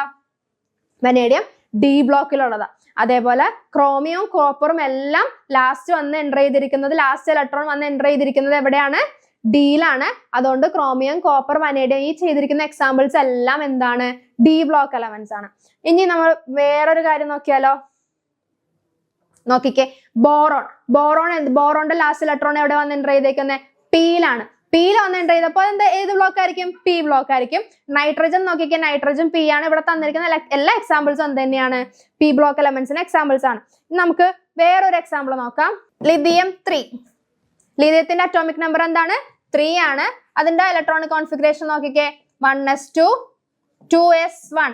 അപ്പോൾ 3 എണ്ണേ ഉള്ളൂ. 3 ഇലക്ട്രോൺ ഫില്ലായി ലാസ്റ്റ് ഇലക്ട്രോൺ വന്നിരിക്കുന്ന അവിടെ എസ് ബ്ലോക്കിലാണ്. അപ്പോൾ എന്ത് പറയാം? എസ് ബ്ലോക്കിലുള്ള ആളാണ് ലിഥിയം എന്ന് പറയുന്നത്. നമുക്ക് നെക്സ്റ്റ് ഒരു ക്വസ്റ്റ്യൻ നോക്കാം. സോഡിയം 11. സോഡിയം 11 എന്താ വരുന്നത്? 1s2 2s2 2p6 3s1. അപ്പോൾ സോഡിയത്തിന് 11 ആണ് നമ്മുടെ അറ്റോമിക് നമ്പർ വരുന്നത്. ഇതിനകത്തും ലാസ്റ്റ് ഇലക്ട്രോൺ വന്ന് എൻ്റർ ചെയ്തിരിക്കുന്ന അവിടെ 3s1ലാണ്. അപ്പോൾ എസ് ബ്ലോക്ക് എലമെന്റ് ആണ് എന്ത്? നമ്മുടെ സോഡിയവും നമ്മളിപ്പോ ചെയ്തിരിക്കുന്ന എക്സാമ്പിൾസ് ആയ സോഡിയം, ലിഥിയം ഏത് ബ്ലോക്കിൽ വരുന്ന ആൾക്കാരാ? എസ് ബ്ലോക്കിൽ വരുന്ന ആൾക്കാരാണ്. കാരണം ലാസ്റ്റ് ഇലക്ട്രോൺ വന്ന് എൻ്റർ ചെയ്തിരിക്കുന്ന അത് വെച്ചിട്ടാണ് നമുക്ക് എന്ത് പറയാൻ പറ്റുക? ബ്ലോക്ക് പറയാൻ പറ്റും. അപ്പൊ ഇനി ഏത് ഇലക്ട്രോണിക് കോൺഫിഗറേഷൻ കാണിച്ചാലും നമുക്ക് മനസ്സിലാക്കാൻ പറ്റില്ല. ലാസ്റ്റ് ഇലക്ട്രോൺ നോക്കിയാൽ മാത്രം മതി. അത് ഏത് സബ്ഷനിലാണ് വന്നിരിക്കുന്നത് അതായിരിക്കും അതിന്റെ ബ്ലോക്ക് എന്ന് പറയുന്നത്. ഇനി നമുക്ക് അതിന്റെ പിരീഡുകളും ഗ്രൂപ്പുകളും എങ്ങനെയാന്ന് നമുക്ക് നോക്കാം. നോക്കിക്കേ, എസ് ബ്ലോക്ക് എന്ന് പറയുന്നത് 1ഉം 2ഉം ഗ്രൂപ്പാണ്. പി എന്ന് പറയുന്നത് 13 മുതൽ 18 വരെയാണ്. ഡി ബ്ലോക്ക് എന്ന് പറയുന്നത് എന്താ? 3 to 12 വരെയാണ്. അപ്പൊ എസ് ബ്ലോക്ക് 1 and 2, പി എന്ന് പറയുന്നത് 13 to 18 ആൻഡ് ഡി എന്ന് പറയുന്നത് 3 to 12 വരുന്നതാണ്. അപ്പോൾ നമ്മൾ നോക്കിക്കേ, ബ്ലോക്ക് ഒരു എലമെന്റിന്റെ ഇലക്ട്രോണിക് കോൺഫിഗറേഷൻ തന്നു കഴിഞ്ഞാൽ അതിനകത്ത് നിന്ന് അതിന്റെ ബ്ലോക്ക് എങ്ങനെ കണ്ടുപിടിക്കാന്ന് നമ്മൾ മനസ്സിലാക്കി. ഇനി അതിന്റെ പീരീഡും ഗ്രൂപ്പ് നമ്പറും, പീരീഡ് നമ്പർ എത്രയാണ്, ഗ്രൂപ്പ് നമ്പർ എത്രയാണെന്നാണ് നമ്മൾ നോക്കുന്നത്. പീരീഡ് നമ്പർ നോക്കിക്കേ, പീരീഡ് എന്തായിരിക്കും? അതിനകത്ത് ഹയസ്റ്റ് ആയിട്ടുള്ള സബ്ഷെല്ലിന്റെ നമ്പർ, ഹയസ്റ്റ് ആയിട്ടുള്ള ഷെല്ലിന്റെ നമ്പർ ആണ് നമ്മുടെ പീരീഡ് എന്ന് വിളിക്കുന്നത്. ഹയസ്റ്റ് ഷെൽ നമ്പറിനെയാണ് നമ്മൾ എത്രാമത്തെ പീരീഡിൽ നമ്മൾ ഇങ്ങനെ ലെഫ്റ്റ് ടു റൈറ്റ് പോകുന്ന ബോക്സസ് ഇല്ല, അതാണ് നമ്മൾ പീരീഡ് എന്ന് വിളിക്കുന്നത്. ടോപ്പ് ടു ബോട്ടം വരുന്ന ബോക്സസ് ആണ് എന്ത്? നമ്മുടെ ഗ്രൂപ്പ് എന്ന് വിളിക്കുന്നത്. അപ്പോൾ പീരീഡ് എത്രയാന്ന് നോക്കണം? ഹയസ്റ്റ് ഷെൽ നമ്പർ നോക്കിയാൽ മതി, അതാണ് നമ്മുടെ പീരീഡ് ആയിട്ട് വരിക. പിന്നെ നമ്മൾ എന്താ നോക്കാനുള്ളത്? ഗ്രൂപ്പ് നമ്പർ എന്ന് പറഞ്ഞത് ഓരോ ബ്ലോക്കിനും ഓരോ രീതിയിലാണ്. എത്ര ബ്ലോക്ക് ഉണ്ട്? S, P, D, F. അപ്പോൾ ഓരോ ബ്ലോക്കിന്റെയും നമ്മുടെ ഗ്രൂപ്പ് നമ്പർ നോക്കുന്നത് എങ്ങനെയാ നോക്കിക്കേ. എസ് ബ്ലോക്ക് എന്ന് പറയുന്നത് number of electrons in the S subshell. S സബ്ഷെല്ലില് എത്ര ഇലക്ട്രോൺ ഉണ്ട്? മാക്സിമം 1 അല്ലെങ്കിൽ 2 കൊള്ളാൻ പറ്റുള്ളൂ എസ് സബ്ഷെൽ അല്ലേ. അപ്പോ ഈ എസ് എന്ന് പറയുന്ന സബ്ഷെല്ലില് എത്ര ഇലക്ട്രോൺസ് ഉണ്ടെന്ന് നോക്കാം. ആ ഇലക്ട്രോൺസിന്റെ നമ്പർ 1 ആണെങ്കിൽ ഗ്രൂപ്പ് ഫസ്റ്റ് ഗ്രൂപ്പിലെ ആൾക്കാരായിരിക്കും. സബ്ഷെല്ലിന്റെ എസിലെ ഇലക്ട്രോൺ എന്ന് പറഞ്ഞാൽ 2 ആണെങ്കിൽ അത് സെക്കൻഡ് ഗ്രൂപ്പിലുള്ള ആൾക്കാരായിരിക്കും. അങ്ങനെയാണ് നമ്മൾ ഗ്രൂപ്പ് നമ്പർ. എസ് ബ്ലോക്ക് എലമെന്റ്സിന്റെ ഗ്രൂപ്പ് നമ്പർ നോക്കാം. നോക്കിക്കേ, പി ബ്ലോക്ക് എലമെന്റ്സിന്റെ എന്തായിരിക്കും? പി ബ്ലോക്ക് എലമെന്റ്സിന് നമ്മൾ നോക്കുന്നത് ലാസ്റ്റ് ഉള്ള എസ്, പി, എസിന്റെയും പിന്റെയും എലമെന്റ്സ് അത് നമ്മൾ എന്ത് ചെയ്യാ? കൂട്ടാം. എസ് സബ്ഷെല്ലിൽ എത്ര എലമെന്റ്സ് ഉണ്ട് വിത്ത് പി സബ്ഷെല്ലിൽ എത്ര എലമെന്റ്സ് ഉണ്ട് അത് രണ്ടും എന്ത് ചെയ്യുക? ആഡ് ചെയ്തിട്ട് പ്ലസ് എന്ത് ചെയ്യണം? ഒരു 10ഉം കൂടി ആഡ് ചെയ്ത് കൊടുക്കാം. കാരണം 13 to നമ്മുടെ ആരാണ്? 13 to 18 ആണ് നമ്മുടെ പി ബ്ലോക്ക് വരുന്നത്. അതുകൊണ്ടാണ് ഒരു 10 നമ്മൾ എക്സ്ട്രാ ആഡ് ചെയ്ത് കൊടുക്കുന്നത്. അപ്പോൾ എസ് ബ്ലോക്കിലെയും പി ബ്ലോക്കിലെയും ഇലക്ട്രോണുകളുടെ നമ്പേഴ്സ് സം ചെയ്തിട്ട് 10 കൂടി ആഡ് ചെയ്ത് കഴിഞ്ഞു കഴിഞ്ഞാൽ നമുക്ക് എന്ത് കിട്ടും? പി ബ്ലോക്കിന്റെ അല്ലെങ്കിൽ പി ബ്ലോക്കിലെ നമ്മുടെ ഗ്രൂപ്പ് നമ്പർ കിട്ടും.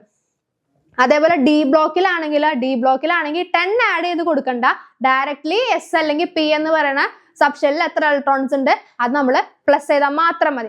നമുക്ക് ഇതിന് കുറച്ച് നമ്മൾ നേരത്തെ ചെയ്തിരുന്ന കുറച്ച് എക്സാമ്പിൾസ് ഇല്ലേ, അതിൽ തന്നെ നമുക്കിത് വർക്ക്ഔട്ട് ചെയ്ത് നോക്കാം. അതേ നോക്കിക്കേ, എസ് ബ്ലോക്കിലെ കാര്യമാണ് നമ്മൾ പറഞ്ഞത്. എന്താ എസ് ബ്ലോക്കിൽ എത്ര ഇലക്ട്രോൺ എന്ന് നോക്കാം. ഇപ്പൊ ഇവിടെ അതേ 1s2 2s1 ആണ് വന്നിരിക്കുന്നത്. 2s1 വന്നു കഴിഞ്ഞാൽ ഇപ്പൊ ഇതിനകത്ത് എത്രാമത്തെ ഗ്രൂപ്പിലാന്ന് പറയാൻ പറ്റും? എസ് ബ്ലോക്കിലാണെങ്കിൽ എസിൽ എത്ര ഇലക്ട്രോൺ എത്ര ഇലക്ട്രോൺ ഉണ്ടെന്ന് മാത്രം നോക്കിയാൽ മതി. 1 ആയതുകൊണ്ട് എന്താ 2s ഫസ്റ്റ് ഗ്രൂപ്പിലാണ് വരുന്നത്. അപ്പോൾ ലിഥിയം എന്ന് പറയുന്നത് ഫസ്റ്റ് ഗ്രൂപ്പിലാണ്. നെക്സ്റ്റ് ഇത് സോഡിയം എന്ന് പറയുന്നതോ, സോഡിയത്തിന്റെയും ലാസ്റ്റ് ഇലക്ട്രോൺ വന്നിരിക്കുന്നത് എസിൽ ഒരു ഇലക്ട്രോണേ വന്നിട്ടുള്ളൂ. അതുകൊണ്ട് സോഡിയം ഫസ്റ്റ് ഗ്രൂപ്പിലാണ് വരുന്നത്. ഇനി നെക്സ്റ്റ് മഗ്നീഷ്യത്തിന്റെ നോക്കിക്കേ. മഗ്നീഷ്യത്തിന്റെ ഇലക്ട്രോണിക് കോൺഫിഗറേഷൻ മിസ് ഇവിടെ എഴുതിയിട്ടുണ്ട് 12 ആണ്. 12 ആയതുകൊണ്ട് ഒരു എക്സ്ട്രാ ഇലക്ട്രോൺ കയറി വന്നിരിക്കുന്നു മാത്രമേ ഉള്ളൂ. അപ്പോ എന്താ വരിക? ഇവിടെ S1 ആയിരുന്നു, ഇവിടെ S2 ആയപ്പോ ഏത് ഗ്രൂപ്പിലാ? ഇത് സെക്കൻഡ് ഗ്രൂപ്പില്, ഇത് ഫസ്റ്റ് ഗ്രൂപ്പിൽ വരുന്നതാണ്, ഇതും ഫസ്റ്റ് ഗ്രൂപ്പിൽ വരുന്നതാണ്. ഇയാളാണെങ്കിലോ സെക്കൻഡ് ഗ്രൂപ്പിൽ വരുന്ന ആളാണ് എന്ത് മഗ്നീഷ്യം എന്ന് പറഞ്ഞത്. അപ്പൊ എസ് ബ്ലോക്കിന്റെ കാര്യത്തില് അതിനകത്ത് എത്ര ഇലക്ട്രോൺസ് എൻ്റർ ചെയ്തിട്ടുണ്ടെന്ന് മാത്രം നോക്കിയാൽ മതി. നെക്സ്റ്റ് ഇതേ നോക്കിക്കേ, പി ബ്ലോക്കിന്റെ കാര്യത്തിലാണെങ്കിൽ ഇവിടെ പിയില് എന്താ ചെയ്യേണ്ടത്? പി ബ്ലോക്കിന്റെ കാര്യത്തിലാണ് നമ്മൾ എന്ത് ചെയ്യണം? ഈ എസിലെയും പിയിലെയും എന്ത് ചെയ്യണം? ഇലക്ട്രോൺസ് പ്ലസ് ചെയ്യാം. അപ്പൊ 2 + 1 എന്താ കിട്ടുന്നത്? 3 കിട്ടി. അതിന്റെ കൂടെ എന്തും കൂടി ചെയ്യണം? ഒരു 10 കൂടി ആഡ് ചെയ്യണം. അപ്പൊ 13. ഇപ്പൊ ബോറോൺ എന്ന് പറയുന്നത് ഏത് ഗ്രൂപ്പിൽ വരുന്ന ആൾക്കാരാ? 13th ഗ്രൂപ്പിൽ വരുന്ന ആളാണ് ആര്? നമ്മുടെ ബോറോൺ എന്ന് പറയുന്നത്. അപ്പൊ എന്ത് എസിലെയും പിയിലെയും ഇലക്ട്രോൺസ് സം ചെയ്തിട്ട് അതിന്റെ കൂടെ 10 കൂടി ആഡ് ചെയ്ത് കഴിഞ്ഞാൽ നമുക്ക് എന്ത് കിട്ടും? പി ബ്ലോക്ക് എലമെന്റ്സിന്റെ ഗ്രൂപ്പ് കിട്ടും. 13 to 18 ഉണ്ടല്ലോ, അതിനകത്ത് ഏത് ഗ്രൂപ്പിലാണെന്ന് അറിയണ്ടേ? അപ്പൊ 13 to 18 നമ്മുടെ ബോറോൺ വരുന്നത് 13th ഗ്രൂപ്പിലാണ്. അതായത് ബോറോൺ ഫാമിലി. നമ്മൾ ഇതെല്ലാം കഴിഞ്ഞ പഠിച്ചതാണ് കേട്ടോ. ഇനി 17 ക്ലോറിന്റെ ആണെങ്കിലും ഇതെന്താ പ്ലസ് ചെയ്യേണ്ടത്?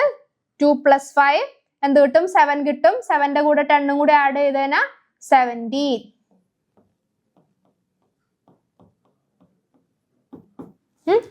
കിട്ടി. അപ്പോ പി ബ്ലോക്കിന്റെ കാര്യത്തില് ഇങ്ങനെയാണ് നമ്മൾ എന്ത് ചെയ്യേണ്ടത്? ഗ്രൂപ്പ് കണ്ടുപിടിക്കേണ്ട ടെക്നിക്ക്. ഇനി ഡി ബ്ലോക്കിന്റെ കാര്യത്തിലാണെങ്കിലോ, ഡി ബ്ലോക്കിൽ നമുക്കൊരു എക്സാമ്പിൾ ആണ് സ്കാൻഡിയം എന്ന് പറയുന്നത്. സ്കാൻഡിയം 21. സ്കാൻഡിയം 21 ഡി ബ്ലോക്കിൽ എന്തായിരുന്നു? എസിന്റെയും ഡിന്റെ ആ 2 ഇലക്ട്രോൺസിന്റെ സമം മാത്രം എടുത്താൽ മതി, വേറെ 10 ഒന്നും ആഡ് ചെയ്യണ്ട. അതായത് ഇവിടെ എസിലും ഡിയിലും 2 + 1 എന്താ കിട്ടുക? 3. 2 + 1 3. അപ്പോൾ 3 മാത്രം ആയിരിക്കും. 3 തേർഡ് ഗ്രൂപ്പിലാണ് നമ്മൾ ആര് വരുന്നത്? സ്കാൻഡിയം എന്ന് പറഞ്ഞ എലമെന്റ് വരുന്നത്. അപ്പൊ തേർഡ് ഗ്രൂപ്പിൽ വരുന്ന ആളാണ് സ്കാൻഡിയം. അപ്പൊ ഡി ബ്ലോക്കിലായപ്പോ എസിന്റെയും ഡിയിലെയും ഇലക്ട്രോൺസ് സം ചെയ്താൽ മാത്രം മതി. പിയിലായിരുന്നെങ്കിൽ അതിന്റെ കൂടെ 10 കൂടി ആഡ് ചെയ്യണം. എസിലായിരുന്നെങ്കിൽ എസിൽ എത്ര ഇലക്ട്രോൺ എന്ന് മാത്രം നോക്കിയാൽ മതി. ഇത്രേ ഉള്ളൂ. എസിലാണെങ്കിൽ ഇലക്ട്രോൺ എത്ര ഉണ്ടെന്ന് നോക്കാം. പിയിലാണെങ്കിൽ എസിലെയും പിയിലെയും സം ചെയ്തിട്ട് 10 ആഡ് ചെയ്യുക. ഡിയിലാണെങ്കിൽ എസിലെയും ഡിയിലെയും സം ചെയ്ത് വെക്കാം. ഇനി ഇതിനകത്ത് പീരീഡ് എങ്ങനെയാ മനസ്സിലാക്കുക? ഹൈയസ്റ്റ് എന്തായിരുന്നു? ഹൈയസ്റ്റ് ഷെല്ലിന്റെ നമ്പർ ആണ് അവിടെ പീരീഡ് എന്ന് പറയുന്നത് അല്ല. ഹൈയസ്റ്റ് ഷെല്ലിന്റെ നമ്പർ ആണ് പീരീഡ് എന്ന് പറഞ്ഞു. അങ്ങനെയാണെങ്കിൽ ഇതിന്റെ പീരീഡ് എന്താ വരുന്നത്? ഇതിനകത്ത് ഹൈയസ്റ്റ് ഷെല്ലിന്റെ നമ്പർ എന്താ? 1 ആണോ 2 ആണോ?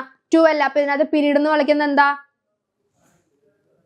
പീരീഡ് എന്ന് പറയുന്നത് പീരീഡ് ഈക്വൽ ടു ഇവിടെ 2 ആണ്. നമ്മുടെ ഇവിടെ ക്ലോറിൽ ഏറ്റവും ഹൈയസ്റ്റ് നമ്പർ എത്രയാണ്? 3 ആണ്. അപ്പം ഇവിടുത്തെ പീരീഡ് എന്ന് പറഞ്ഞാൽ 3 ആണ്. ഇവിടത്തെ ആണെങ്കിലോ ഇവിടുത്തെ ഹൈയസ്റ്റ് നമ്പർ എന്ന് പറയുന്നത് 4 ആണ്. അപ്പൊ ഇവിടുത്തെ പീരീഡ് എന്ന് പറയുന്നത് 4 ആണ്. ഈ ഒരു കേസിലാണെങ്കിലോ ഇവിടെ ഒക്കെ 3 ആണ് വന്നിരിക്കുന്നത് പീരീഡ്. ഇത് രണ്ടിലിന്റെ കേസിൽ 3 ആണ്. ഇവിടുത്തെ കേസിലാണെങ്കിൽ എന്താ 2 ആണ് വന്നിരിക്കുന്നത്. അപ്പൊ ഹൈയസ്റ്റ് ഷെല്ലിന്റെ നമ്പർ പീരീഡും കിട്ടി.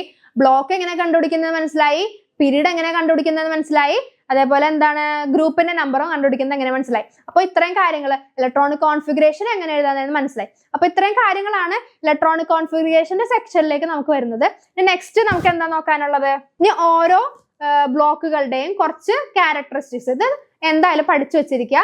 2 മാർക്കിനൊക്കെ എന്തായാലും ഏതെങ്കിലും ഒരു ബ്ലോക്കിലെ ക്യാരക്ടറിസ്റ്റിക്സ് എന്തായാലും ചോദിക്കുന്നതാണ്. അപ്പോൾ അതെ എസ് ബ്ലോക്ക് എലമെന്റ്സിന്റെ ക്യാരക്ടറിസ്റ്റിക്സ് എന്താ നോക്കിക്കേ. എസ് ബ്ലോക്ക് എലമെന്റ്സിന്റെ അത് ആൽക്കലി മെറ്റൽസ് അല്ലെങ്കിൽ ആൽക്കലൈൻ എർത്ത് മെറ്റൽസ്. നമ്മൾ കഴിഞ്ഞെല്ലാം പഠിച്ച ഫസ്റ്റ് ഗ്രൂപ്പ് എലമെന്റ്സിനെ എന്താ വിളിക്കുന്നത്?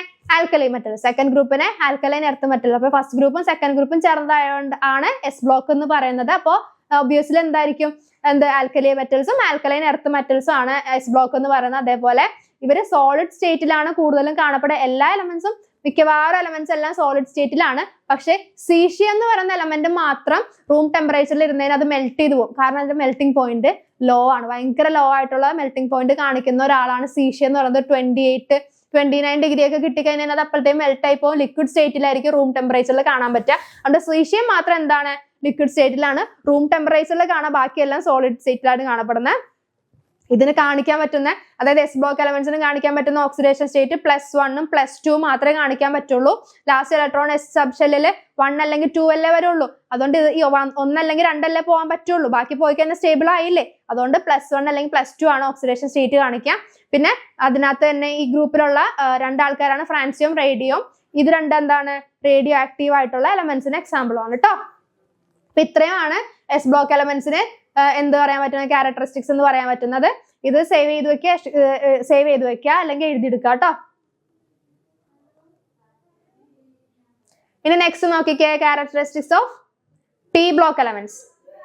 പി ബ്ലോക്കിന്റെ എന്താ ക്യാരക്ടറിസ്റ്റിക്സ്? ഇതിനകത്ത് എല്ലാം കാണപ്പെടും. മെറ്റൽസ് ഉണ്ട്, നോൺ മെറ്റൽസ് ഉണ്ട്, മെറ്റലോയിഡ്സ് ഉണ്ട്. ഈ 3 രീതിയിലുള്ള സ്റ്റേറ്റിലും നമുക്ക് എന്ത് കാണപ്പെടും? നമ്മുടെ പി ബ്ലോക്ക് എലമെന്റ്സിനെ കാണപ്പെടും. Metals, metalloids and non metals. ഇത് സോളിഡ് സ്റ്റേറ്റിലാണ് മിക്കവാറും കാണപ്പെടുക. അത് സോളിഡ് സ്റ്റേറ്റിൽ മാത്രമല്ല, സോളിഡ് സ്റ്റേറ്റിലും ലിക്വിഡ് സ്റ്റേറ്റിലും ഗേഷ്യസ് സ്റ്റേറ്റിലും നമുക്ക് എന്ത് കാണപ്പെടും? ഈ പി ബ്ലോക്ക് എലമെന്റ്സിനെ കാണപ്പെടും. അതേപോലെ പോസിറ്റീവ് ആയിട്ടും നെഗറ്റീവ് ആയിട്ടുള്ള ഓക്സിഡേഷൻ സ്റ്റേറ്റുകളും ഇവർ കാണിക്കും. നേരത്തെ എസ് ബ്ലോക്ക് എന്തായിരുന്നു? +1 +2 മാത്രമേ കാണിക്കുള്ളൂ. പക്ഷെ പി ബ്ലോക്കുകാർ എന്താ? പോസിറ്റീവ് ഓക്സിഡേഷൻ സ്റ്റേറ്റുകളും നെഗറ്റീവ് ഓക്സിഡേഷൻ സ്റ്റേറ്റുകളും കാണിക്കുന്ന ആളാണ് പി ബ്ലോക്ക് എലമെന്റ്സ് എന്ന് വിളിക്കുന്നത്. അതുകൂടാതെ ഗാലിയം എന്ന് പറയുന്ന എലമെന്റിനും വെരി ലോ മെൽറ്റിംഗ് പോയിന്റ് ആയിരുന്നു. വെരി ലോ മെൽറ്റിംഗ് പോയിന്റ് ആണ്. എസ് ബ്ലോക്ക് എലമെന്റ്സിൽ സീഷ്യം പറഞ്ഞതുപോലെ ഇവിടെ ഏറ്റവും ലോ മെൽറ്റിംഗ് പോയിന്റ് കാണിക്കുന്ന ആളാണ് ഗാലിയം. അത് 29 ഡിഗ്രി സെൽഷ്യസിലൊക്കെ എന്താ വാം ആയിട്ട്, അത് വാം ഡേയ്സിൽ അല്ലെങ്കിൽ 29 ഡിഗ്രി സെൽഷ്യസ് ഒക്കെ കിട്ടിക്കഴിഞ്ഞാൽ അത് എന്തായി പോകും? ലിക്വിഡ് ആയി പോകും. അപ്പൊ അതുകൊണ്ട് തന്നെ ഇത് ലിക്വിഡ് സ്റ്റേറ്റിലാണ് ഗാലിയം എന്ന് പറയുന്ന എലമെന്റ് കാണപ്പെടുക. മറ്റേടത്ത് ആരായിരുന്നു? സീഷ്യ ആയിരുന്നു അല്ലെ? സീഷ്യ ആയിരുന്നു. ഇനി നോക്കിക്കേ, ഈ ഡി ബ്ലോക്ക് എലമെന്റ്സിന്റെ ക്യാരക്ടറിസ്റ്റിക്സ് എന്താ? ഈ ഡി ബ്ലോക്ക് എലമെന്റ്സിനെ വിളിക്കുന്ന മറ്റൊരു പേരാണ് എന്ത്? Transition elements. അപ്പോൾ നമ്മൾ നേരത്തെ പഠിച്ചിട്ടുള്ളതാണ്. കഴിഞ്ഞ ക്ലാസ്സിൽ 9th 8th നമ്മൾ പഠിച്ചിട്ടുണ്ട്. എന്ത്? ട്രാൻസിഷൻ എലമെന്റ്സ് എന്നാണ് ഡി ബ്ലോക്ക് എലമെന്റ്സിനെ വിളിക്കുക. പിന്നെ ഇത് ഇന്നർ ട്രാൻസിഷൻ സ്റ്റേറ്റിലേക്കാണ് ലാസ്റ്റ് ഇലക്ട്രോൺ വന്ന് ഫില്ല് ചെയ്യുക എന്നുള്ളത്. പിന്നെ ഇത് മെറ്റൽസ് ആണ്, ഓക്സിഡേഷൻ മെറ്റൽസ് ആണ് ഇത് കാണിക്കുന്നത്. കൂടുതൽ എല്ലാ മെറ്റൽസ് ആയിട്ടാണ് നമ്മുടെ ഡി ബ്ലോക്ക് എലമെന്റ്സ് കാണിക്കുക. കൂടാതെ ഈ ഡി ബ്ലോക്ക് എലമെന്റ്സിന് മറ്റൊരു പ്രത്യേകതയാണ്, ഇവരുണ്ടാക്കുന്ന കോമ്പൗണ്ട്സിന് എന്ത് കാണിക്കും? കളേഴ്സ് ഉണ്ടാവും. ഡി ബ്ലോക്ക് എലമെന്റ്സിൽ നിന്നുണ്ടാവുന്ന കോമ്പൗണ്ട്സിന് എന്താ? കളേർഡ് കോമ്പൗണ്ട്സ് ആയിരിക്കും ഡി ബ്ലോക്ക് എലമെന്റ്സ് കാണിക്കുക. അതായത് ട്രാൻസിഷൻ മെറ്റൽസിന്റെ കോമ്പൗണ്ട്സ് കളേർഡ് കോമ്പൗണ്ട്സ് ആയിരിക്കും. അതിന് കുറച്ച് എക്സാമ്പിൾസ് ആണ് copper sulphate, potassium permanganate, potassium dichromate. ഈ 3 സാധനങ്ങൾ നമുക്ക് എന്താ നമ്മുടെ ഡി ബ്ലോക്കിലുള്ള എലമെന്റ്സ് ആണ് കോപ്പർ. പിന്നെ ഇവിടെ പൊട്ടാസ്യത്തിൽ ആരാണ്? പൊട്ടാസ്യം പെർമാംഗനേറ്റില് മാംഗനീസ്, അതേപോലെ പൊട്ടാസ്യം ഡൈക്രോമേറ്റില് ക്രോമേറ്റ്. ഈ കോപ്പർ, ക്രോമേറ്റ്, മാംഗനീസ്, ഈ 3 സാധനങ്ങൾ ഈ കോമ്പൗണ്ടിൽ വന്നത് കൊണ്ടാണ് ഇത് കളേർഡ് കോമ്പൗണ്ട്സ് ആയിട്ട് കാണിക്കുന്നത് കേട്ടോ. അപ്പൊ ഈ കോപ്പർ സൾഫേറ്റിന്റെ കളർ എന്താ? ഒരു ബ്ലൂ കളറാണ്. പൊട്ടാസ്യം പെർമാംഗനേറ്റിന് ഒരു വയലറ്റ് അല്ലെ പർപ്പിൾ പോലത്തെ ഒരു കളറ്. പൊട്ടാസ്യം ഡൈക്രോമേറ്റിനാണെങ്കിൽ ഒരു യെല്ലോ കളറാണ് വരുന്നത്. അപ്പോൾ ഈ കോപ്പർ, ക്രോമിയം, മാംഗനീസ് വരുന്നത് കൊണ്ടാണ് ഈ കോമ്പൗണ്ട്സിന് കളേർഡ് കോമ്പൗണ്ട്സ് ആയിട്ട് കളറായിട്ട് എക്സിസ്റ്റ് ചെയ്യുന്നത്. എന്തുകൊണ്ട് ഈ കളർ കാണിക്കുന്നതെന്ന് വെച്ച് കഴിഞ്ഞാൽ എന്താണ്? അതിന്റെ ഓക്സിഡേഷൻ സ്റ്റേറ്റുകൾ ഇങ്ങനെ സ്ലൈറ്റ്ലി വേരി ചെയ്തുകൊണ്ടിരിക്കുന്നതുകൊണ്ടിട്ടാണ്. ഇനി ഡി ബ്ലോക്ക് എലമെന്റ്സിന്റെ ഓക്സിഡേഷൻ സ്റ്റേറ്റുകൾ പറയുന്നതിന് മുമ്പ് എഫ് ബ്ലോക്കും കൂടെ നമുക്ക് തീർക്കാം. എഫ് ബ്ലോക്ക് എലമെന്റ്സിന്റെ പ്രത്യേകത എന്താ? ഇത് ആന്റി പെനൾട്ടിമേറ്റ് ഷെല്ലിലാണ് ലാസ്റ്റ് ഇലക്ട്രോൺ വന്ന് എൻ്റർ ചെയ്യാൻ. നേരത്തെ എന്തായിരുന്നു? പെനൾട്ടിമേറ്റ് ഷെല്ലിലായിരുന്നു ഡി ബ്ലോക്ക്. ഇത് ആന്റി പെനൾട്ടിമേറ്റ്. ഇത് ഒരു ഷെല്ലിന്റെ അകത്തുള്ളതിന്റെ വേറൊരകത്ത്, അങ്ങനെ രണ്ട് ഷെല്ല് പൊട്ടിച്ചിട്ട് വേണം ഒരു ഇലക്ട്രോൺ വന്ന് ഫില്ല് ചെയ്യാൻ. അതാണ് ആന്റി പെനൾട്ടിമേറ്റ് ഷെല്ലിൽ വരുന്നത്. പിന്നെ ഇതിന് ഇന്നർ ട്രാൻസിഷൻ എലമെന്റ്സ്. നേരത്തെ ട്രാൻസിഷൻ ആയിരുന്നു, അതിന്റെ അകത്ത് ഫില്ല് ചെയ്യണോണ്ട് എന്താ? ഇന്നർ ട്രാൻസിഷൻ എലമെന്റ് ആണ്. 6th പീരീഡിനെ ലാന്തനേറ്റ്സ് എന്ന് വിളിക്കുന്നു, 7th പീരീഡിനെ ആക്ടിനേറ്റ്സ് എന്ന് വിളിക്കുന്നു. നേരത്തെ മിസ് പറഞ്ഞിരുന്നില്ലേ? പിന്നെ കുറച്ച് ഐസോട്ടോപ്പുകളും ഇവിടെ ഉണ്ട്. ഐസോട്ടോപ്പുകൾ യുറേനിയം, തോറിയം, പിന്നെ പ്ലൂട്ടോണിയം എന്നൊക്കെ പറയുന്ന അതിന്റെ ഐസോട്ടോപ്പുകളെല്ലാം ന്യൂക്ലിയർ റിയാക്ടറുകളിൽ ഫ്യൂവൽസ് ആയിട്ട് ഉപയോഗിക്കുന്നുണ്ട്. പിന്നെന്താണ്? നിയോഡിനിയം, പിന്നെ സീറിയം, ലന്താനം ഒക്കെ എന്താണ്? പെട്രോളിയം ഇൻഡസ്ട്രിയിൽ കാറ്റലിസ്റ്റുകളായിട്ട് ഉപയോഗിക്കുന്നുണ്ട്. അപ്പൊ എന്താ? യുറേനിയം, തോറിയം, പിന്നെ അത് പ്ലൂട്ടോണിയം എന്ന് പറയുന്നത് ന്യൂക്ലിയർ റിയാക്ടറിൽ ഫ്യൂവൽ ആയിട്ടും, നിയോഡിനിയം, പിന്നെ എന്താണ്? നമ്മുടെ ലന്താനം, സീറിയം എന്നൊക്കെ പറയുന്നത് എന്താ? കാറ്റലിസ്റ്റ് ആയിട്ട്, പെട്രോളിയം ഇൻഡസ്ട്രിയിൽ കാറ്റലിസ്റ്റ് ആയിട്ടൊക്കെ നമ്മൾ യൂസ് ചെയ്യുന്നുണ്ട്. നമ്മുടെ നേരത്തെ ഒരു കാര്യം വിട്ടുപോയില്ലേ? ഡി ബ്ലോക്ക് എലമെന്റ്സിന്റെ ഓക്സിഡേഷൻ സ്റ്റേറ്റുകൾ. ഡി ബ്ലോക്ക് എലമെന്റിന്റെ ഓക്സിഡേഷൻ സ്റ്റേറ്റ് എങ്ങനെ കണ്ടുപിടിക്കുക? ഡി ബ്ലോക്ക് എലമെന്റ്സ് വേരി ചെയ്ത് ഓക്സിഡേഷൻ സ്റ്റേറ്റുകൾ ഇങ്ങനെ വേരി ചെയ്ത് പോകുന്നു എന്ന് പറഞ്ഞു. അതിനൊരു എക്സാമ്പിൾ ആയിട്ട് നമുക്ക് എന്ത് പറയാം? FeCl2, FeCl3 എന്ന് പറയുന്ന കോമ്പൗണ്ട്സ് എടുക്കാം. ഇതിനകത്ത് എന്താണ്? ഫെറം, അതായത് അയൺ എന്ന് പറയുന്നത് ഡി ബ്ലോക്കിൽ വരുന്നതാണ്. അപ്പോൾ ഇതിന്റെ FeCl2ലും FeCl3ലും വരുമ്പോൾ എഫിയുടെ ഓക്സിഡേഷൻ സ്റ്റേറ്റ് എങ്ങനെയാണ് മാറുന്നതെന്നാണ്. ആദ്യത്തെ എന്താ? ഫെറസ് ക്ലോറൈഡും മറ്റേത് ഫെറിക് ക്ലോറൈഡും ആണ്. എന്ത്? ഫെറസും ഇത് ഫെറിക്കും. അപ്പോൾ നമുക്ക് നേരത്തെ കഴിഞ്ഞ കൊല്ലം നമ്മൾ പഠിച്ചിട്ടുണ്ട് Clന്റെ ഓക്സിഡേഷൻ സ്റ്റേറ്റ് എന്ന് പറയുന്നത് -1 ആണ്. ഓക്സിജന്റെ ആണെങ്കിൽ -2 ആണ്. ഹൈഡ്രജന്റെ ആണെങ്കിൽ +1 ആണ്. ഇത്രയും കാര്യങ്ങളൊന്നും ഓർത്തിരിക്കണേ. Clന് -1, ഓക്സിജന് എന്താണ്? -2, ഹൈഡ്രജൻ ആണെങ്കിൽ +1.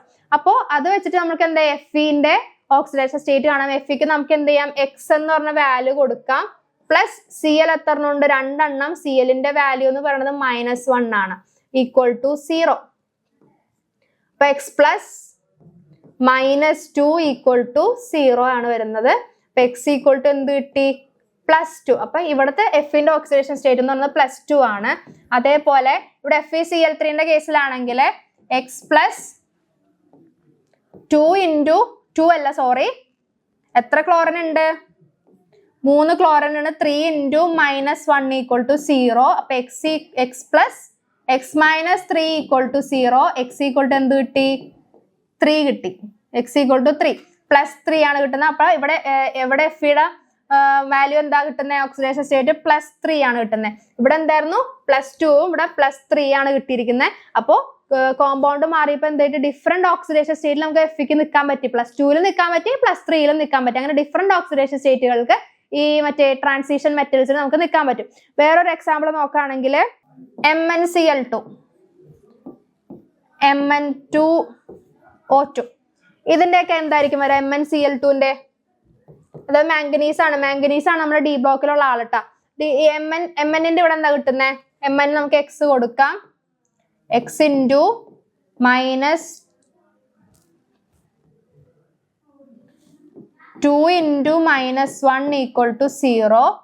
x ഇൻറ്റു എന്താ -x -2 equal to 0. x equal to എന്ത് കിട്ടി? +2 കിട്ടി. ഇവിടെ എന്താ? +2. ഇവിടെ ഓക്സിജന്റെ നമ്മുടെ നമ്പർ എന്തായിരുന്നു നേരത്തെ എഴുതി വെച്ചിരുന്നത്? ഓക്സിജൻ നമ്പർ -2 ആണ്. അപ്പൊ -2 ആയപ്പോ ഇവിടെ നമ്മൾ എന്തെടുക്കേണ്ടത്? മാംഗനീസ് 2 എണ്ണം ഉണ്ട്, അതുകൊണ്ട് 2x പ്ലസ് ഓക്സിജന്റെ എന്താ എത്ര ഉണ്ട്? 2 ഇൻറ്റു -2 ഈക്വൽ ടു 0. അപ്പൊ 2x ഇതെന്താ? -4 equal to 0. 2x equal to 4. x equal to എന്ത് പറ്റും? ഇത് ഇങ്ങോട്ടേക്ക് എടുക്കുക. 4/2 ഈക്വൽ ടു 2. അപ്പൊ ഇവിടെ എന്ത് കിട്ടി? മാംഗനീസിന്റെ ഓക്സിഡേഷൻ സ്റ്റേറ്റ് +2 തന്നെയാണ് ഇവിടെ കിട്ടിയേക്കുന്നത് കേട്ടോ. സെയിം തന്നെ കിട്ടി. വേറൊരു കോമ്പൗണ്ട് എടുത്ത് കാണിച്ചു എന്നുള്ളൂ. ഇനി വേറെന്താ? Mn2O7 ഒന്ന് ചെയ്ത് നോക്കിയാലോ?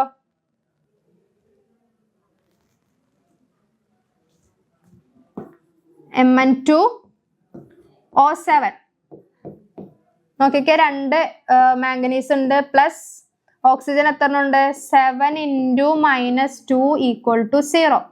2x -14 equal to 0. 2x equal to 14. x equal to 14/2 which is equal to 7. ഇവിടെ എന്ത് കിട്ടി? മാംഗനീസിന്റെ ഓക്സിഡേഷൻ സ്റ്റേറ്റ് +7 ആണ് കിട്ടിയിരിക്കുന്നത്. അപ്പോ ബാക്കി രണ്ടെണ്ണത്തിന് എന്തായിരുന്നു? +2 ആണ് മാംഗനീസിന്റെ ഓക്സിഡേഷൻ സ്റ്റേറ്റ് കിട്ടിയിരുന്നത്. ഇവിടെ എന്താ? +7 കിട്ടി അല്ലേ? അപ്പോ വേരിയസ് ആയിട്ടുള്ള ഓക്സിഡേഷൻ സ്റ്റേറ്റിൽ എന്തെന്ന്? ഫെറസിന്റെയും കിട്ടി, അതേപോലെ മാംഗനീസിന്റെയും കിട്ടി. അപ്പോൾ ഓക്സിഡേഷൻ സ്റ്റേറ്റ് കണ്ടുപിടിക്കുന്നത്, ഡി ബ്ലോക്ക് എലമെന്റ്സിന്റെ ഓക്സിഡേഷൻ സ്റ്റേറ്റ് കണ്ടുപിടിക്കുന്നത് എങ്ങനെയാണെന്ന് മനസ്സിലായി. ഇനി നോക്കിക്കേ, ഇനി ഒരു കാര്യം കൂടി നമുക്ക് ഈ ചാപ്റ്ററിൽ പറയാനുള്ളൂ. അതോട് കഴിഞ്ഞ് നമ്മുടെ ചാപ്റ്റർ കഴിഞ്ഞു. നോക്കിക്കേ, അയണൈസേഷൻ എൻതാൽപ്പി. അയണൈസേഷൻ എൻതാൽപ്പി എന്ന് വെച്ചാൽ എന്താ? ഈ ഡെഫിനിഷനും കൂടി പഠിച്ചു വെച്ചേക്കാം. അയണൈസേഷൻ എൻതാൽപ്പി എന്ന് പറഞ്ഞാൽ എന്താ? Minimum amount of energy that is required to എന്താ? Remove the most loosely bounded electron from the outermost shell of the എന്താ? gaseous atom. അപ്പോ എന്താണ്? ഐസൊലേറ്റഡ് ആയിട്ടുള്ള ഗേഷ്യസ് ആറ്റത്തിന്റെ ഔട്ടർമോസ്റ്റ് ഷെല്ലിൽ നിന്നിട്ട് ലൂസ്ലി ബൗണ്ടഡ് ആയിട്ടുള്ള ഇലക്ട്രോണിനെ പിടിച്ചു മാറ്റാൻ വേണ്ടുന്ന ഒരു മിനിമം എനർജിക്കാണ് നമ്മുടെ അയണൈസേഷൻ എനർജി എന്ന് വിളിക്കുന്നത്. ന്യൂക്ലിയസ് ഉണ്ട്, അതിന്റെ ചുറ്റിനും കുറെ ഇലക്ട്രോണിക് ഓർബിറ്റൽസ് ഉണ്ട്. അതിന്റെ ഏറ്റവും ഔട്ടർമോസ്റ്റ് ഷെല്ലിലുള്ള ആളുമായിട്ട്, ന്യൂക്ലിയസ് നടുക്ക് നിൽക്കുന്ന ന്യൂക്ലിയസ് ഔട്ടർമോസ്റ്റ് ഷെല്ലിലുള്ള ആളുമായിട്ട് എന്തായിരിക്കും? കോണ്ടാക്ട് കുറവായിരിക്കും. അപ്പൊ അയാളെ പിടിച്ചു മാറ്റാൻ വേണ്ടുന്ന മിനിമം എമൗണ്ട് ഓഫ് എനർജിനെയാണ് അയണൈസേഷൻ എനർജി എന്ന് വിളിക്കുന്നത്. ന്യൂക്ലിയസ് ആയിട്ടാണ് തൊട്ടടുത്ത് നിൽക്കുന്ന നമ്മുടെ എന്ത് പറയാൻ പറ്റുക? ഇത് നമ്മുടെ ന്യൂക്ലിയസ് ആണെങ്കിൽ ഇതിന്റെ ചുറ്റിനും ഇതേപോലെ കുറെ എന്തുണ്ട്? ഓർബിറ്റൽസ് ഉണ്ട്. ഈ ഓർബിറ്റൽസിൽ കുറെ അധികം എന്തുണ്ട്? ഇലക്ട്രോൺസ് ഉണ്ട്. അപ്പൊ കുറെ ഇലക്ട്രോൺസും കാര്യങ്ങളൊക്കെ ഉണ്ടെങ്കിൽ ഈ ന്യൂക്ലിയസ് തൊട്ടടുത്തുള്ള ആൾക്കാരെ ഇങ്ങനെ പിടിച്ച് വലിച്ചു വെച്ചുകൊണ്ടിരിക്കും, ഇങ്ങോട്ടേക്ക് പിടിച്ച് വെച്ചുകൊണ്ടേയിരിക്കും. അപ്പോൾ ഇത് ഇലക്ട്രോൺസിന്റെ ഓർബിറ്റൽസിന്റെ എണ്ണം കൂടുന്തോറും ഇവ തമ്മിലുള്ള അട്രാക്ഷൻ എന്തായിരിക്കും? കുറവായിരിക്കും. അപ്പൊ ഇലക്ട്രോൺസിന് തമ്മിലുള്ള അട്രാക്ഷൻ കുറയുമ്പോൾ എന്ത് പറ്റും? ഈ പുറത്ത് നിൽക്കുന്ന ഇലക്ട്രോണിനെ നമുക്ക് എന്ത് ചെയ്യാം? പുൾ ഔട്ട് ചെയ്ത് പുറത്തേക്ക് പിടിച്ചു വലിക്കാൻ നമുക്ക് എളുപ്പത്തിൽ പറ്റും. അങ്ങനെ പിടിച്ചു വലിക്കാൻ എളുപ്പത്തിൽ പറ്റുന്ന അതിനൊരു മിനിമം എമൗണ്ട് ഓഫ് എനർജി കൊടുക്കണം. വെറുതെ പിടിച്ചു വലിച്ചതിനെ പോരല്ലോ, ഒന്ന് പുഷ് ചെയ്ത് നല്ല ഹാർഡ് ചെയ്ത് പിടിച്ചു വലിച്ചാൽ മാത്രമേ പറ്റുള്ളൂ. അപ്പോൾ അങ്ങനെ വലിക്കാൻ വേണ്ടുന്ന എനർജിക്കാണ് നമ്മൾ എന്ത് വിളിക്കുന്നത്, അങ്ങനെ കൊടുക്കുന്ന ഒരു മിനിമം എനർജിക്കാണ് നമ്മൾ എന്ത് വിളിക്കുന്നത്, അയണൈസേഷൻ എനർജി എന്ന് വിളിക്കുന്നത്. ഈ അയണൈസേഷൻ എനർജി എങ്ങനെയാണ് പീരീഡിലും ഗ്രൂപ്പിലും വേരി ചെയ്യണേന്ന് നോക്കിക്കുക. എന്താ moving down to top to bottom വരുമ്പോഴത്തേക്കും ഗ്രൂപ്പിന്റെ എന്ത് പറ്റും, ഇലക്ട്രോണിന്റെ അല്ലെങ്കിൽ ആറ്റത്തിന്റെ സൈസ് കൂടി വരാണ്. മോളിൽ നിന്ന് താഴത്തേക്ക് വരുമ്പോഴത്തേക്കും സൈസ് കൂടി വരുമ്പോഴത്തേക്കും എന്താണ്, ന്യൂക്ലിയസിൽ നിന്നിട്ട് നമ്മുടെ ഓർബിറ്റൽസ് നീങ്ങി വരികയാണ് അല്ലെ. ഓർബിറ്റൽസ് നീങ്ങി വരുമ്പോഴത്തേക്കും ആ ന്യൂക്ലിയസും ഔട്ടർ മോസ്റ്റ് ഓർബിറ്റലും തമ്മിലുള്ള അട്രാക്ഷൻ കുറഞ്ഞു നിൽക്കും.